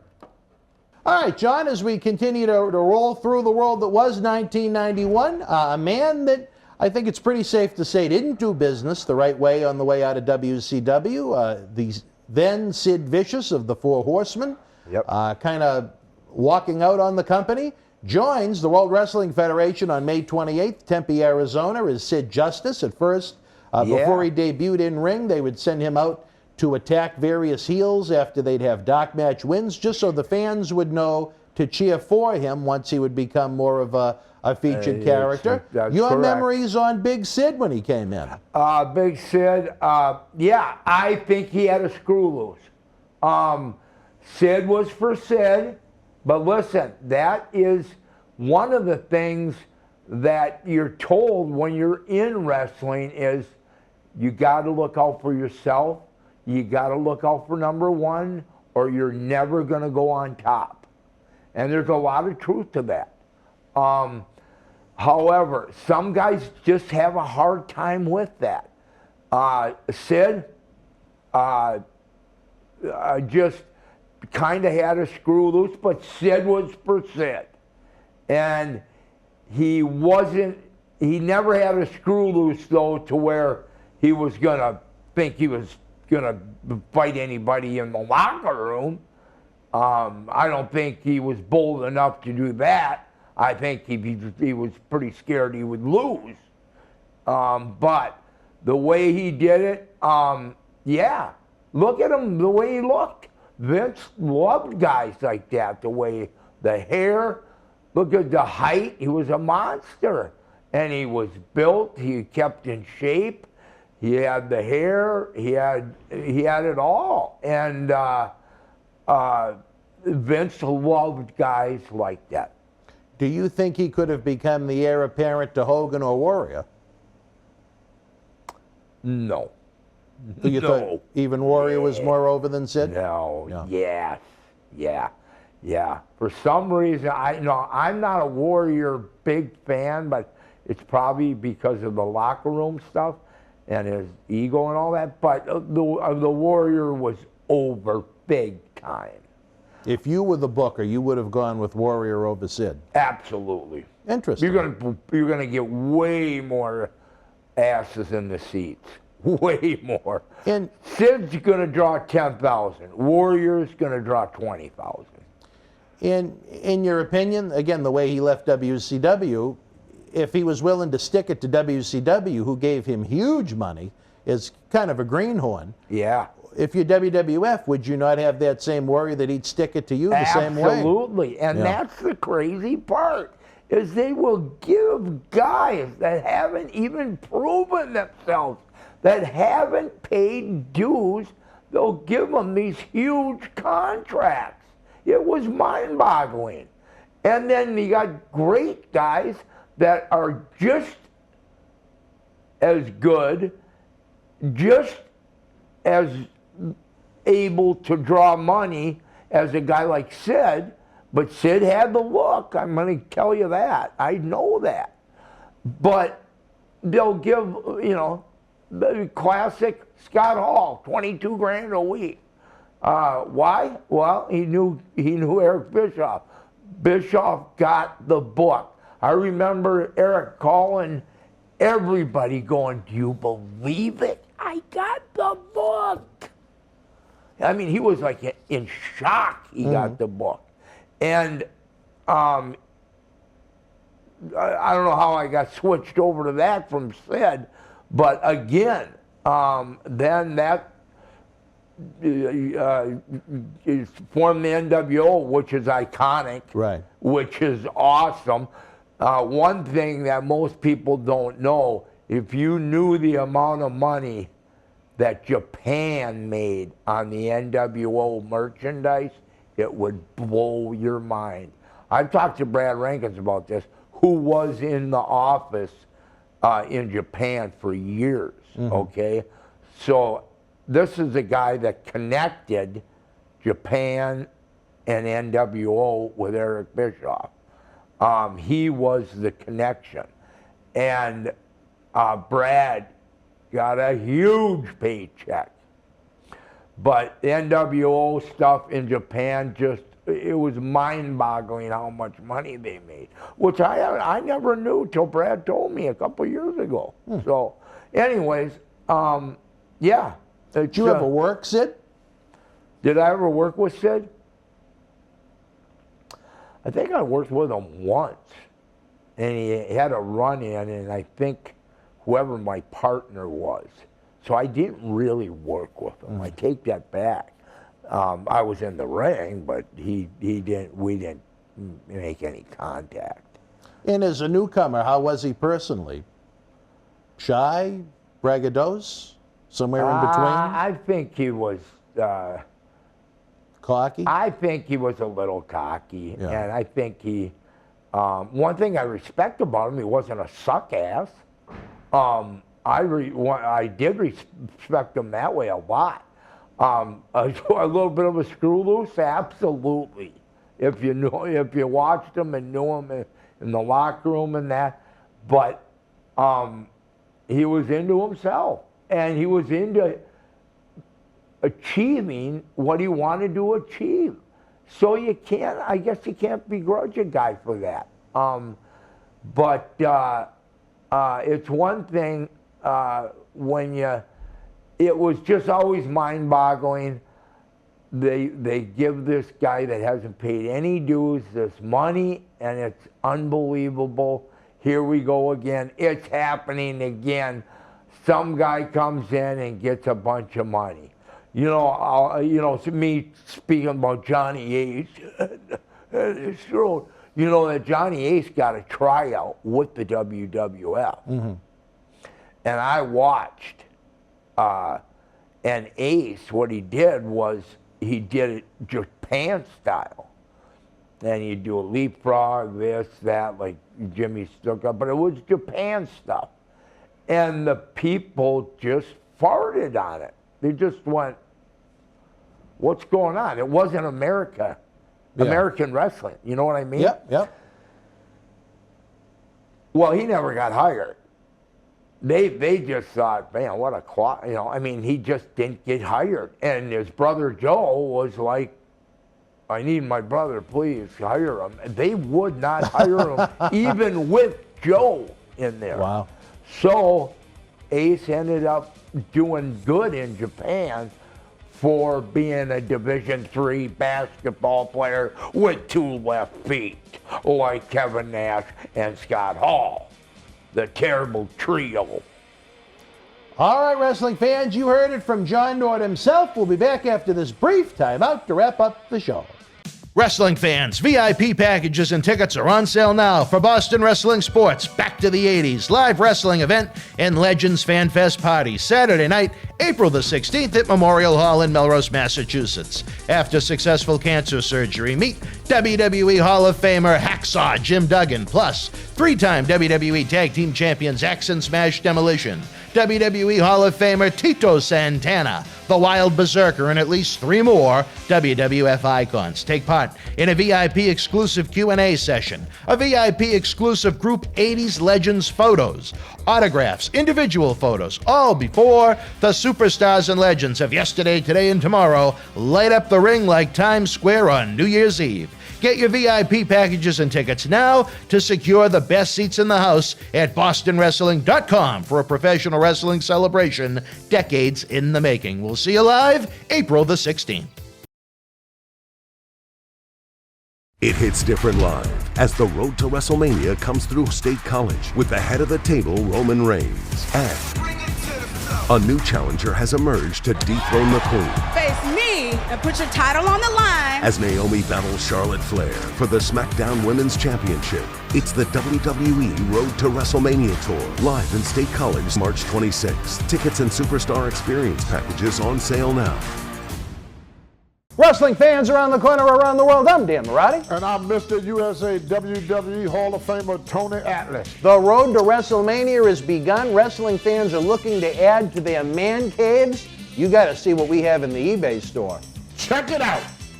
Arguably the greatest professional wrestler of all time. Get this limited edition collector's autograph print personally signed by two-time WWE Hall of Famer Nature Boy Ric Flair, inscribed 16 times for each of his recognized World Championship reigns. One of only 50 made direct from our friends at WWE. Also signed by original artist Rob Schamberger. Help keep wrestling legends working. Get this awesome Ric Flair collectible for your wrestling collection now. Wrestling fans, another interesting episode here as we throw it back on Thursdays with Wrestling Insiders, Throwback Thursdays with the Berzerker John Nord. Yeah, More great content coming your way. John is headed back to Boston in the studio April the 16th at Memorial Hall. When we go back to the 80s, so much more for you to implore about, find out about, learn about, and take part in on the Boston April 16th, right? Super site. You got it, baby. 16th. God, it's going to be a riot. For my partner in crime, John Nord, I'm Dan Marotti. Continue to enjoy our talk shows all week long. And then again, each and every Thursday night at 10 p.m., we're throwing it back to you, baby. Until we speak again, you and yours, be well, be healthy. Good night from Boston. Cheer. Why, hello. I would ask what was on your mind, but I already know. You want to know what has got my beard looking oh so majestic. And I'll tell you, it's sexy as hell beard care. Coconut oil, vitamin E oil, almond oil, both sweet and bitter, shea butter, it's all natural. Yes, JTG has actually come out with a high quality product. So support your boy by going to sahbeardcare.com and take one step closer to becoming sexy as hell. Cheer. Ooh, cheer.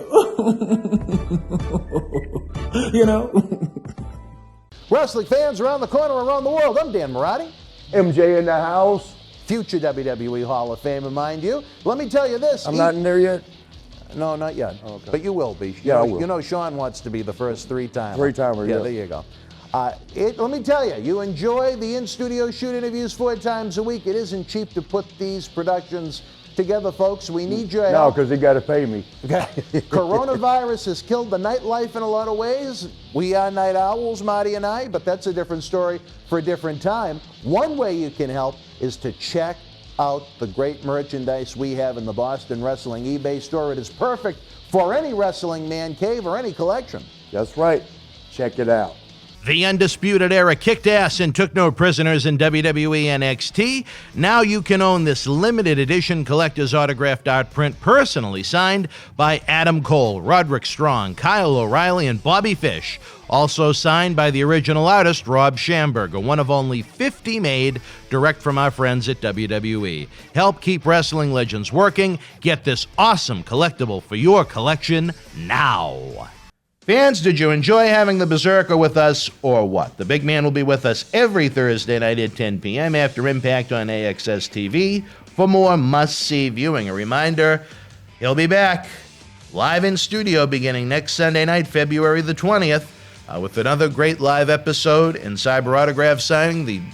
You can pre-order photos now on BostonWrestling.com. Fans in the Northeast, don't forget the discount VIP package and tickets are on sale now to Boston Wrestling Sports Back to the 80s, just 9 weeks from tonight, Saturday, April the 16th, at Memorial Hall here in Melrose, Mass, featuring WWE Hall of Famer Hacksaw Jim Duggan, three-time WWE Tag Team Champions Axe and Smash Demolition, WWE Hall of Famer Tito Santana, the Berzerker himself, and at least 3 more 80s WWF legends to be announced. Let's face it, WWE is never going to bring WrestleMania back to Boston due to the cold.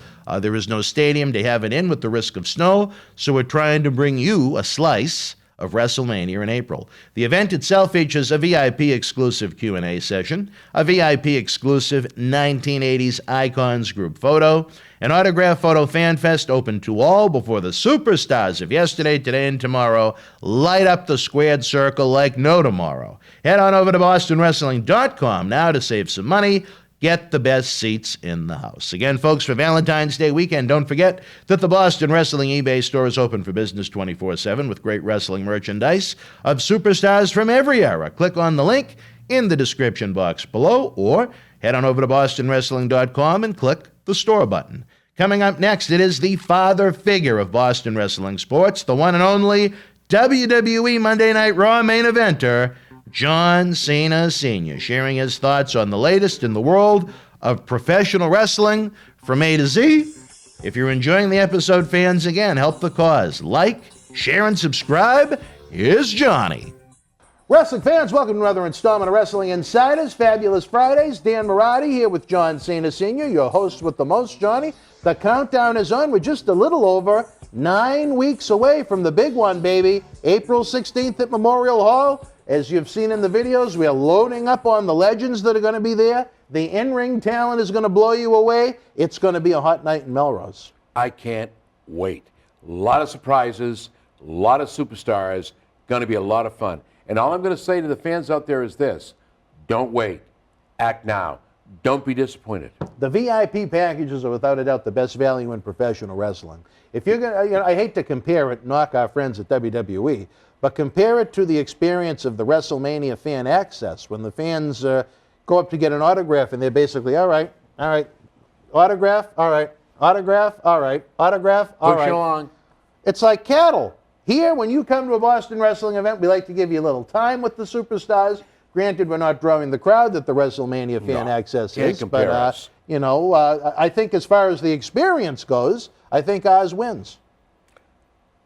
For the level that we're at, yeah, I would agree. I would agree. Well, we agree on something for once. How real? Yep, I would agree. Real? The value that you're going to get for the money you're going to pay, you can't get anywhere else. If you went to a Comic-Con and try to get the autographs we're going to have there that night, you'd spend 3 times what you're going to spend for that package.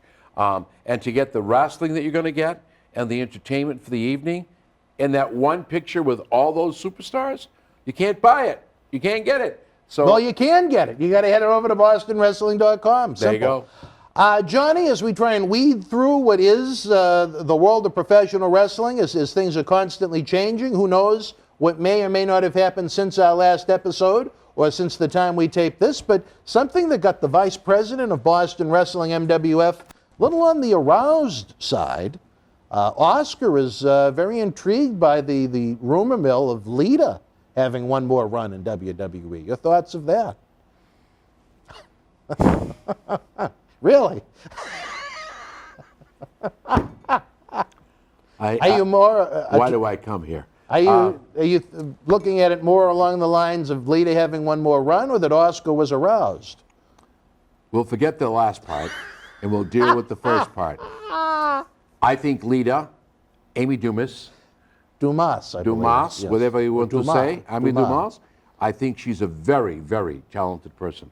That thing with her and Edge was outstanding. When John was involved in it and they came to the house, the infamous slap that Vince said, worst thing I've ever seen. They've got more mileage out of that stupidity than anything else. I think You got a pretty big payday for that. Who did? You. You drinking the hot sauce or you drinking the soda? We'll talk about that another time. Anyway, I think she'd be great. Really? If she's still got it, I haven't seen her wrestle. Yeah. She hasn't been around. I haven't seen her work. But I tell you what, if she can bring back the Lita that we all know, with the ability that she had, I think it would be a good take for the WWE. I would look forward to that. Do you think that exists at her age? How old did you say she was? I think she's older than me. 26. 7. 27. No, I would say, Howard Miller may have to confirm this, but I believe she's in her early 40s, if nothing else. You know, I'm going to say something that I say Instead of one last run, it could be one last walk. Yeah, but you know what? I say this to a lot of people. All right, what do we got? Age is just a number. True. Age is just a number. You know, I'm going to use myself as an example. Okay. People go, I can't believe what you did with Zagami in that ring. All right. Yeah, you're in your... I mean, how old are you? You just hit the big 6-0 last June. How old are you? And, you know, when you look at the woman that I'm dating, with the age difference there, people go, doesn't work, but it does. You're a pimp. But no. That's what the Godfather it's said out in Vegas. You're a pimp. He's a good guy. I like him too. I think Amy Dumas can bring a lot to the business. I think if she comes back in, there's a lot that she can teach the young women in the business. I say yes. Really? Yep. All right. Well, I say yes. More outs. Our good friend, Lio Rush, out of AEW. He took to social media, I believe, on New Year's Eve and took Tony Khan and the AEW company to task after the former talent Big Swole claimed that there were maybe some race issues within the company, even though Tony Khan, I don't know if you'd consider someone of his descent a person of color exactly, but certainly not a white man, the Khan family. I don't know if Leo completely understood that, but I think the world of Leo, he wasn't released. His contract expires on Valentine's Day, and then he is free to go wherever he likes to go. I know I'd love to see him here in the MWF again as one of the elite talents in wrestling. I just think that where Leo has run into so many social media issues, he might be better to actually hire a business manager to handle these types of things for him, because he runs into walls now and then with the companies he's worked for, and he has too much talent to keep doing that. He's a young guy, he's got a family to take care of, and if WWE doesn't want him and AEW doesn't want him, I mean, at some point you're going to run out of options if you keep going nuts on Twitter. You know what? There's an old saying, before putting your mouth in motion, make sure your brain's in gear. And I think this is his problem. If there were a racist situation, I know Mark Henry very well. There would be definitely, he would not hold back. The other Afro-American black wrestlers at AEW would not hold back. I'll tell you what, if I heard there was a racist issue, I wouldn't hold back either, myself personally. So I think our friend, one, may need to grow up. Two, understand the business the way it really is. And three, if he's not happy, find something else to do. Because you know what? He's going to bounce around to the indies. He's going to try to get on this show and that show. And what's going to happen?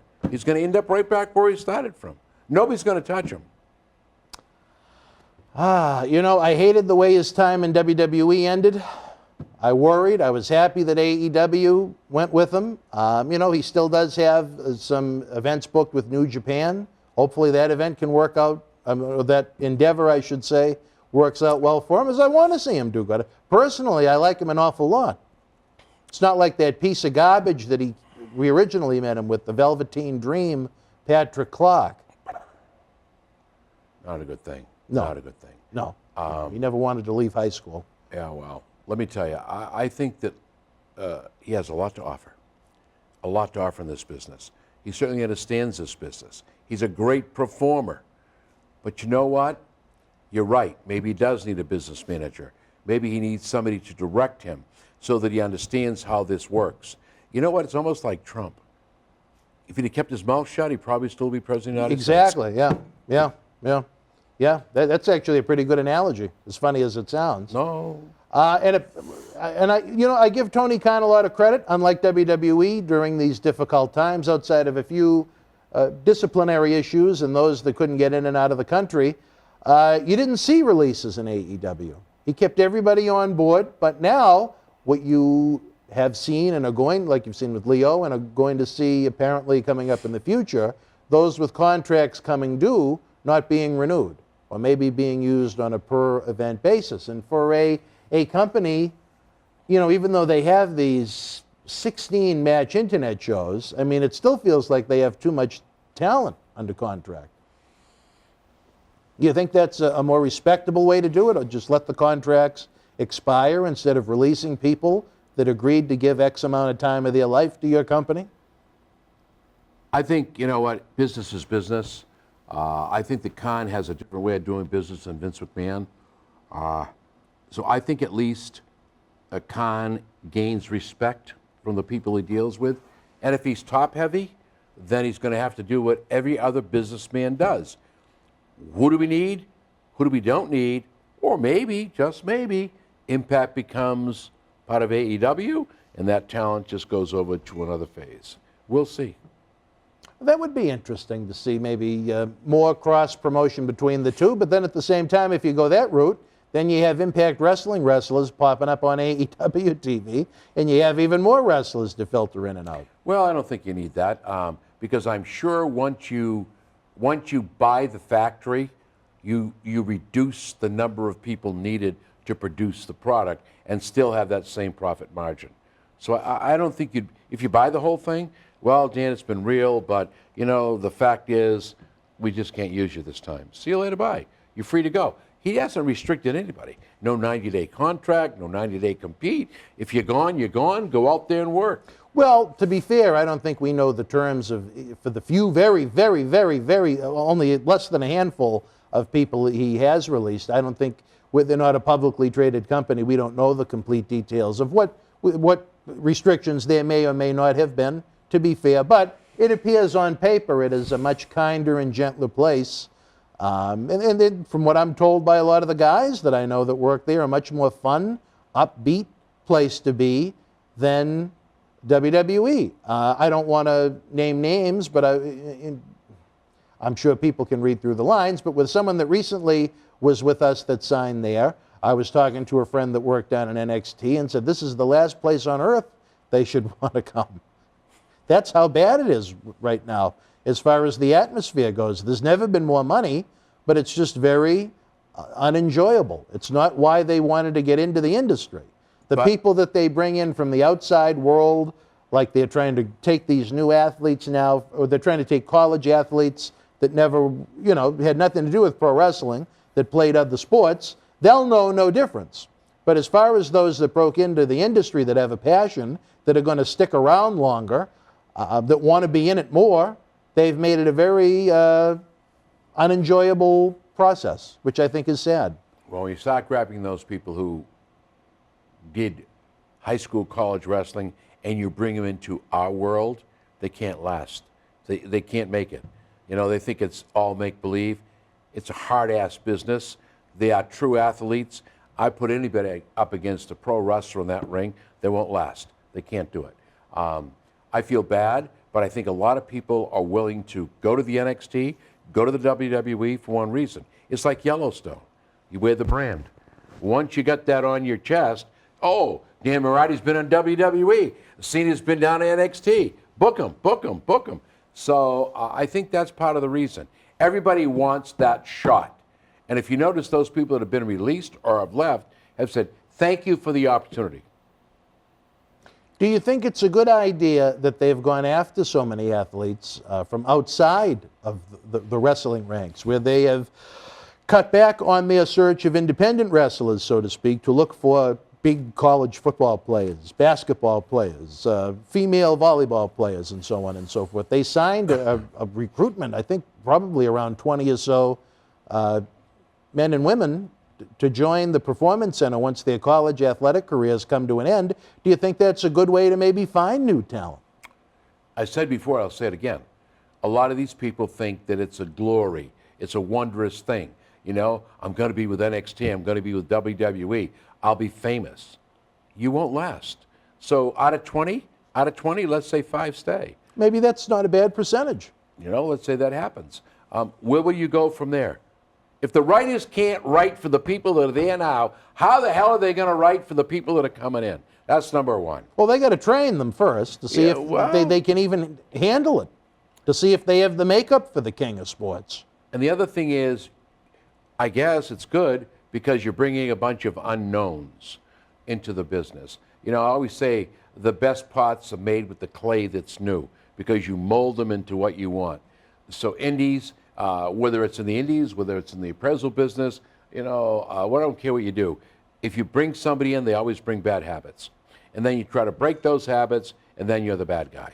So that's one tough thing I think WWE faces, is that when guys are trained by these schools, by people that are not, have never been full-time pro wrestlers and are just teaching what they learned on independence to guys that develop the bad independent habits, there's a lot of retraining that needs to go on. We see it in what we do here in Boston Wrestling, where we work with a lot of people that were full-time professional wrestlers, not people that did it on independence on the weekends, but full, whether they were legends or whether they were opening match guys. At least they were full-time pros that were working 300 shots a year. Yep. When you're talking about guys that didn't work 300 shots in their careers, there's a lot of things they can't teach aspiring wrestlers at schools. As I've made the analogy before, that 500-piece jigsaw puzzle. They might be able to teach you a piece here, a piece there, but as far as putting together that whole jigsaw puzzle, they can't teach it because they never did it.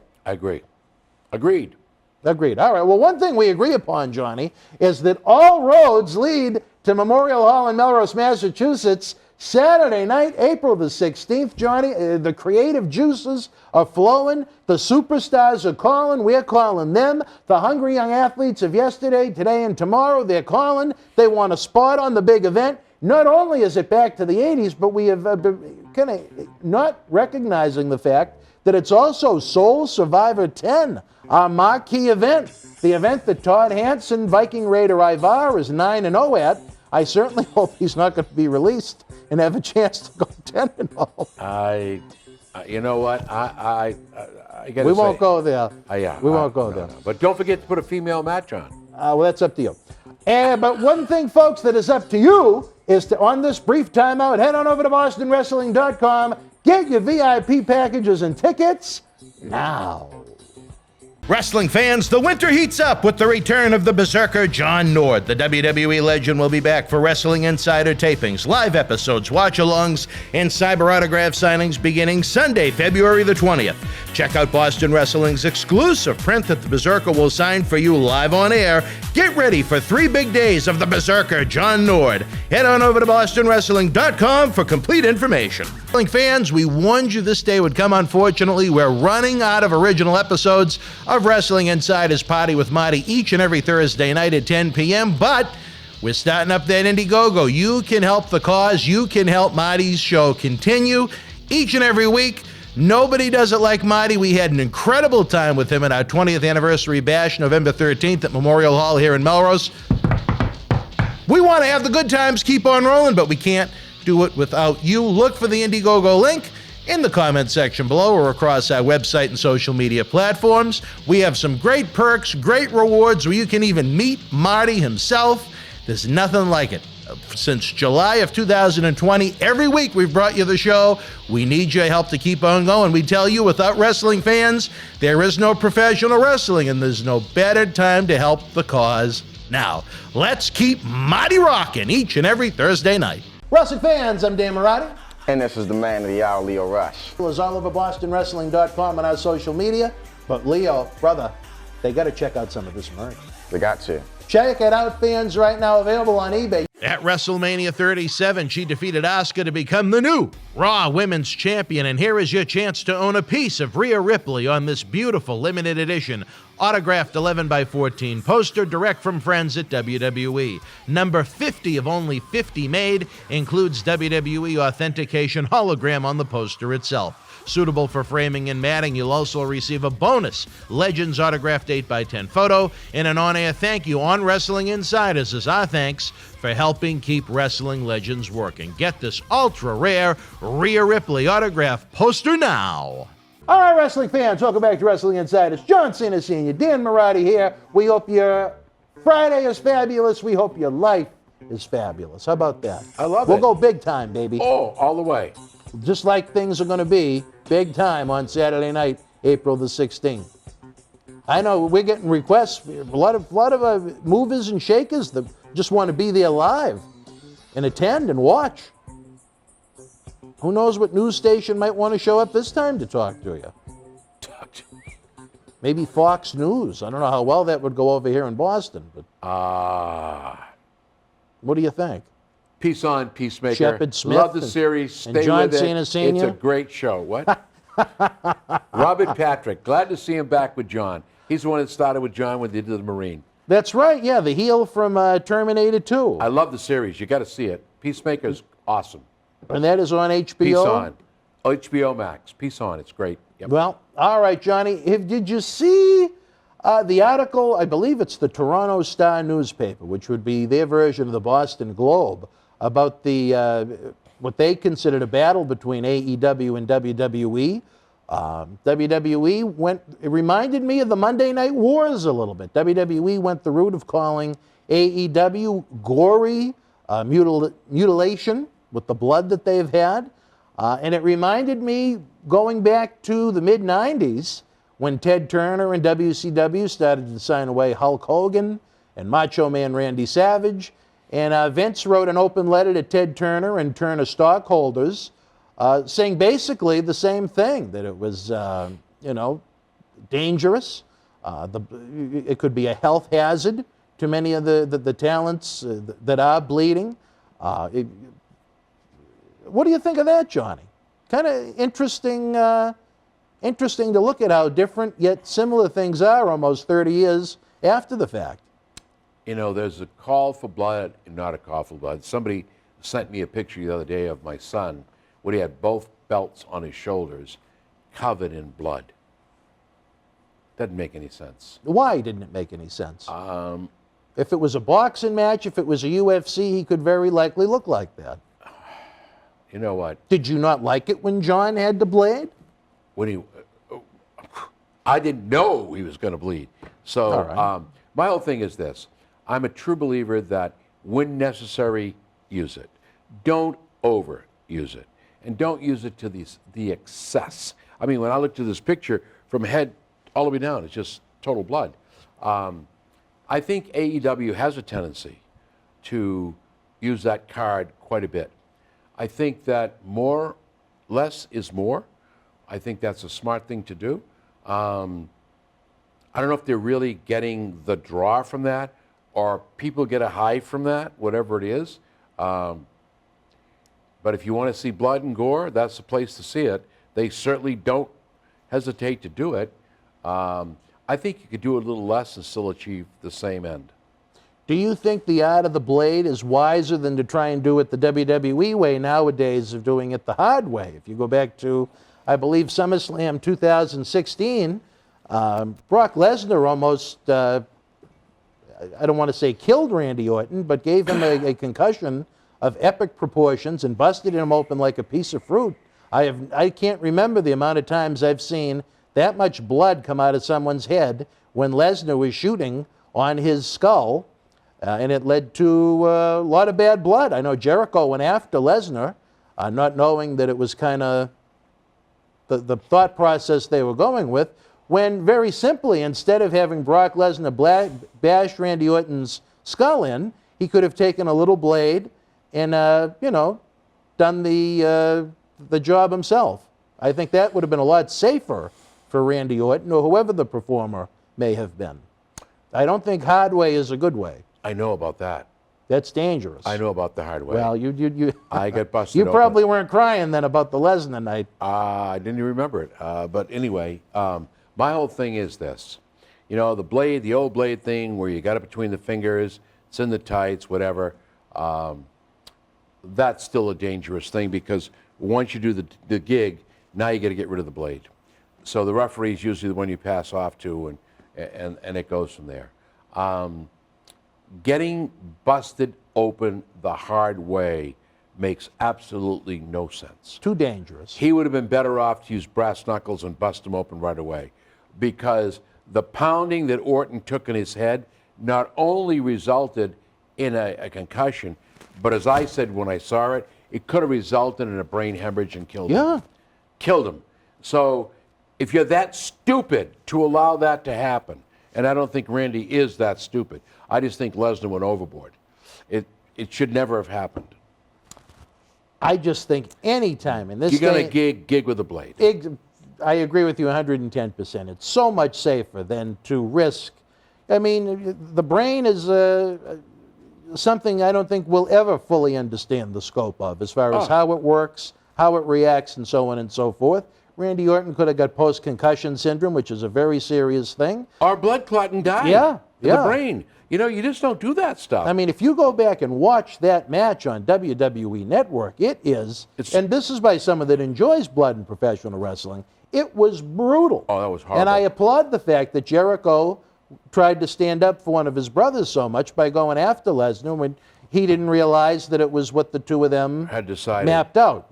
It was not how they should have mapped it out. No. It was vicious. Well, Orton, I don't think knew what he was in for. I really don't.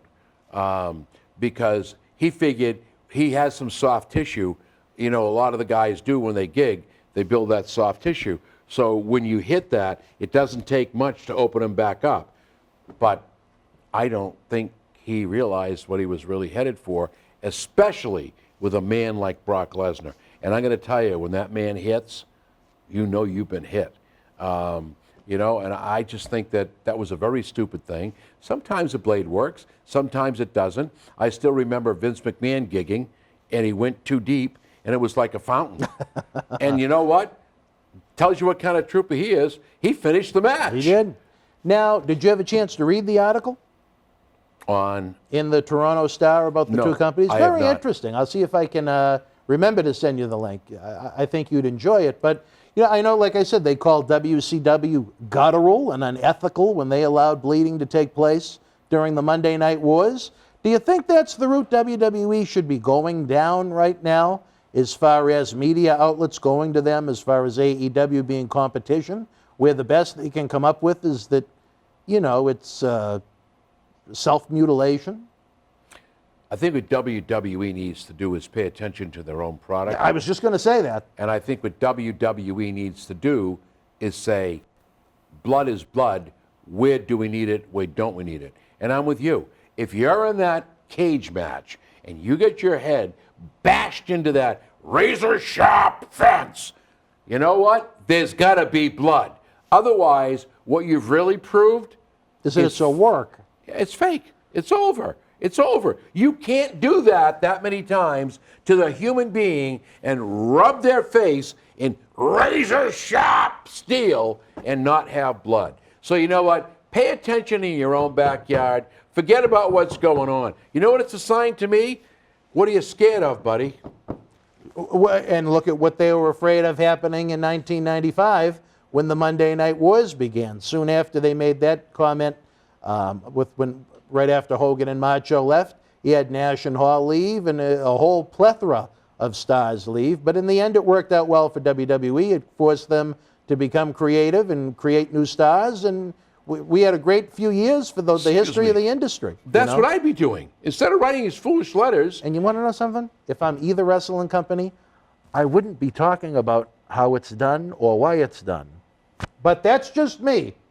That's just me. That's a topic I would avoid.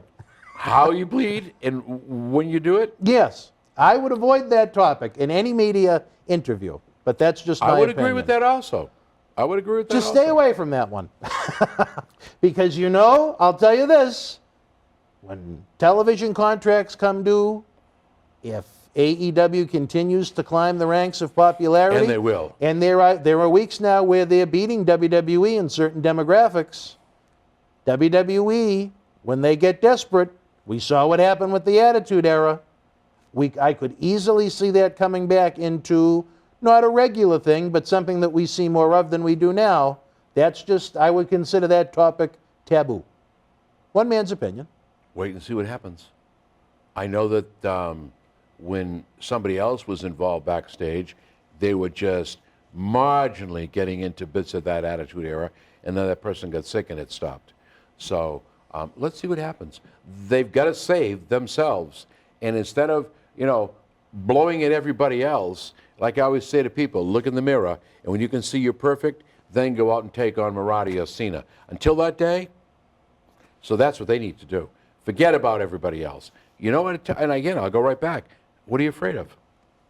All right, well, Johnny, another interesting topic. We mentioned a recent episode about the decline in quality of WWE NXT. I think it's safe to say, as recently as 2 or so years ago, I would have considered that the most interesting TV show on wrestling, as far as the weekly brands go, as far as, was that the second one, Howard? Yes, sir. Thank you, sir. We love to include you in the show when we can. As far as all the weekly wrestling shows, that was my favorite one to watch. Now it is barely watchable. Scott Garland, former Scotty Too Hotty, the coach in NXT, said that Triple H said if they could bottle it, they'd be like bottling millions of dollars for the future. And now it's just, he said there's been such a culture change since Triple H had his heart episode that he was another that asked for his release. He didn't want to be there anymore because he lost the passion for, not for the business, but for NXT. It's fizzled out. It's fizzled out. It's really dying. Yeah, I think that, it's pretty evident. I don't know under what circumstances Triple H will be back. Please God, he's healthy and strong. He's a wonderful person, great human being. But you don't want to, that's tragedy when it comes to the heart. So let's hope he's going to come out of it okay. I'm sure he will. But you can always see when somebody else takes over that project, like ECW went right to hell. And you can see that NXT is slowly reaching the point of Slowly? Well, I like to say slowly because it's a slow death, and they're just edging. Gargano left, smart move. Ciampa's still there. I think he's going to hang on till the end if they don't let him go. All these people that were favored seem to be told to get your ass out. So we'll see what's going to happen. NXT, I think, is on borrowed time. I just think it's amazing that again, you had the head-to-head competition between AEW and NXT. Once you separated them, AEW's numbers went up, and even though they were unopposed, NXT's has gone down. I mean, what does that say about the brand overall if it's going down without head-to-head competition? There you go. Never mind with it. No. And then again, before we go, Johnny, a few topics we're going to have to skip over until next time, but another woman that had her eye on you, Sunny, arrested yet again for trying to stab someone with a pair of scissors after she was released from jail not too long ago. A very sad story, as I laugh at it. She's had some tough happenings. Her longtime partner, Chris Candido, passed away because he flew home too soon after, I believe, a surgery. And TNA was so kind at that point and so concerned about her that they sent her a ham. She's been through WWE's rehab program about as often as some go through the McDonald's drive-thru. It's been a tough call. Why do I do this? It's been a tough call. I don't think it's funny. I think that this woman has a very serious problem. Yes. I did 2 shows, and she was on. She was involved with one of the boys in the business, in the indie circuit. She had quit all drinking. She was a whole different person. And the next thing you know, it's a reoccurrence. Unfortunately, with this woman, She's proving that rehab is not happening. She's proving that she has a physical mental problem that needs to be addressed. I pray for her every day because what's going to happen is once this time they lock her up, she's not coming out. Potential for 7 to 11 years. Yeah, she's not going to come out. And I think with her track record, she's proven unstable. She's dangerous. Yes. And I think this time, the next person that hears this case, she's gone. Well, I know I laughed at it. Wrestling people and wrestling scenarios, we're a different breed for those at home that may come across this and say, how can he be laughing at these situations? But I'll say this, in her defense, when she is with it, she is one of the smartest, forget about the gender, but one of the smartest around. When she gets this business. I would love to have her here. And if she could get to the point where she could stay clean and sober and away from the things that make her attack demons. people or drink and drive or whatever the problems she's faced may be, I mean, she could add and offer so many great things to the industry. Oh, I'd love to have her. I'd love to have her. I'd love to have her here, yeah. She's just a great person, and even just to sit down and like you do, instead of Berzerker, you have, there's a lot behind her. There's a lot she can tell, a lot of knowledge. Unfortunately, she's destroyed herself and literally destroyed her career because not many people want to go near that type of person because of the stigma. Well, I'll tell you this, and I don't know what you would think, and I don't know what David Reese, I think David Reese may be more sympathetic than any of us considering his profession, outside of wrestling. But I would have zero, even with her track record, zero problem having her here in the studio. Who knows how it could wind up? There's potential with anybody for it to go wrong, as we've seen in the past with a couple of individuals. Most of the folks we have in here have been great. But as far as a WWE or an AEW, would you want to risk bringing that into your company again? You can't I don't do think that. so. You No. can't do it. That's why And that's not being mean. That's just being realistic. Well, nobody's going to touch her. See, I think before all this shit started piling up, she had a chance. Now she's just destroyed everything, and now she'll be gone. She'll be locked up for a while. Well, potentially 7 to 11. Do you think she gets anywhere near that in this day and age? I would say she's going to get at least the 7. At least the 7.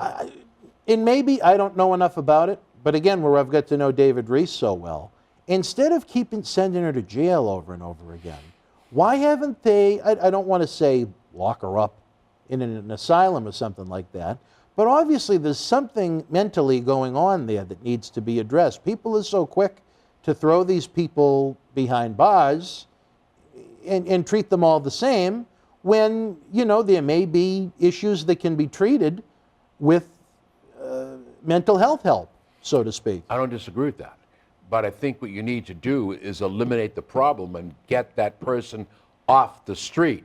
Then I agree. I'm not saying, I'm not taking away from that. Then you bring a guy like David Reese in who works with this individual, and so you have a 7-year sentence, but now he works with her for 2 years and said, guess what? She's ready. Okay, let's give you probation. And if you screw up this time, you're not in for 7, you're in for 12. End of story. End of story. I think that's fair. I think that's the way it's got to go down. I really do. Well, it's unfortunate. Again, she's someone that I think could add a lot to the industry. Well, Well, it didn't help because she got out of the wrestling business, went in the porn business. She started doing indies again. Then she went crazy, and it's kind of like, hold on. The demons are demons. And if you go through rehab to get those demons eliminated, you realize, an alcoholic realizes they're an alcoholic and a drug addict when you look in the mirror and say, I got issues. I'm an alcoholic. That's when you go get help. Otherwise, the big problem is there's nothing wrong with me. I'm fine. Well, wait a minute. As soon as you take one drink or take that one, you're in trouble. No. And so what happens is she goes to the rehab, and it's just like a little kid. He can't have candy. Why? Because if you give him one, he's going to eat the whole bag. So it's like, okay, she goes to the indies, she does a show, comes back to, let's say we had a party here after the show. Look, hey, what's one drink going to do? Half a drink going to do? I can't do it. Maybe the willpower of that individual is so low that all it takes is One sip, one smell, and you're right back where you started from. That's why I say, people might hate what I'm going to say, but put her away. Give her the sentence. Hook her up with David Reese. Let's get her in shape. Let's eliminate the problem she has. Because rehab works for some people. Marty Jannetty was perfect when he said, rehab don't work. He might be right. So now it's a mental issue you have to attack. There's something that's triggering that something to escape reality and turn violent. And there has been violence. It's not just, drinking and driving is very dangerous. Look at what happened to me. That's a different story for a different time. Right. But just, now scissors and, like she was sitting on Anderson over in Europe. I mean, not a good thing. No.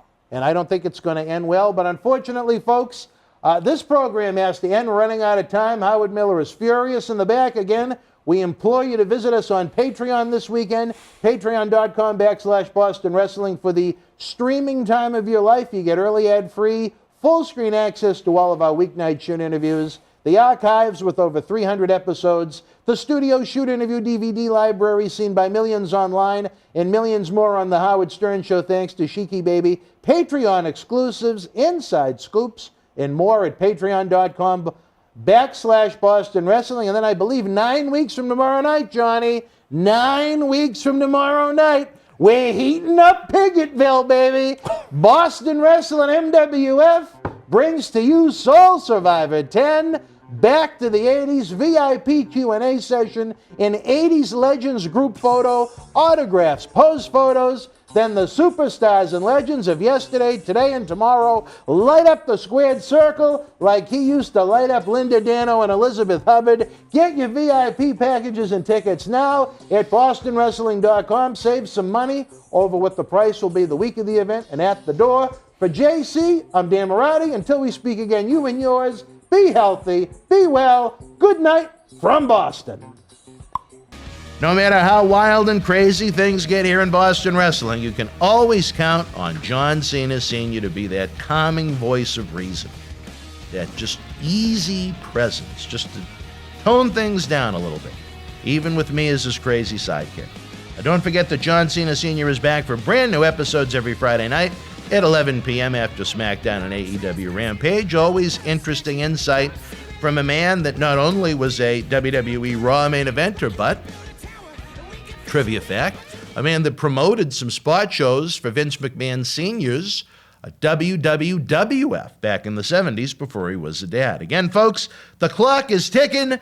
Get your discount VIP packages and tickets to our Soul Survivor 10 Back to the 80s live event in Legends Fan Fest, ASAP at bostonwrestling.com. We should be having a 5th featured superstar announcement on Valentine's Monday night during Raw. Again, folks, if you're looking for some cool merchandise for Valentine's Day to add to your wrestling collection to give as a gift, check out the Boston Wrestling eBay store, link in the description box below, or the store button on bostonwrestling.com.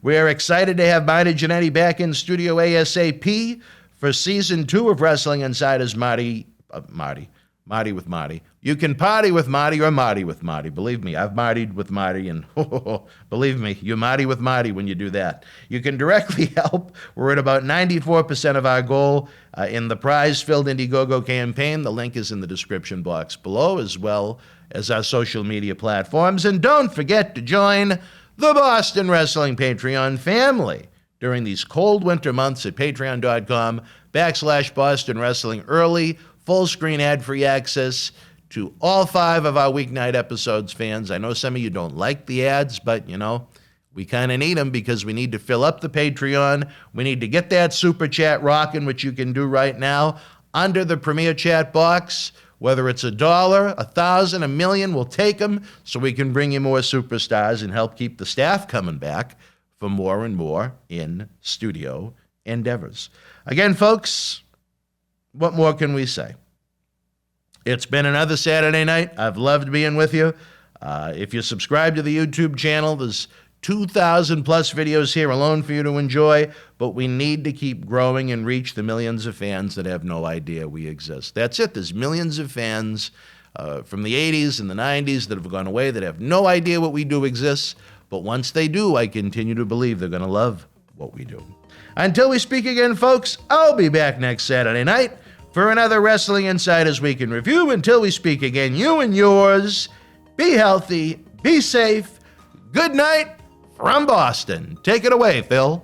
Hi, this is Phil DeCesare. Thank you for enjoying tonight's Wrestling Insiders. Get early full-screen ad-free access to all our weeknight Wrestling Insider episodes while helping keep wrestling legends working by joining the Boston Wrestling Patreon family at patreon.com/Boston Wrestling. You can directly help us bring you more great historical wrestling content 7 days a week to enjoy for years to come.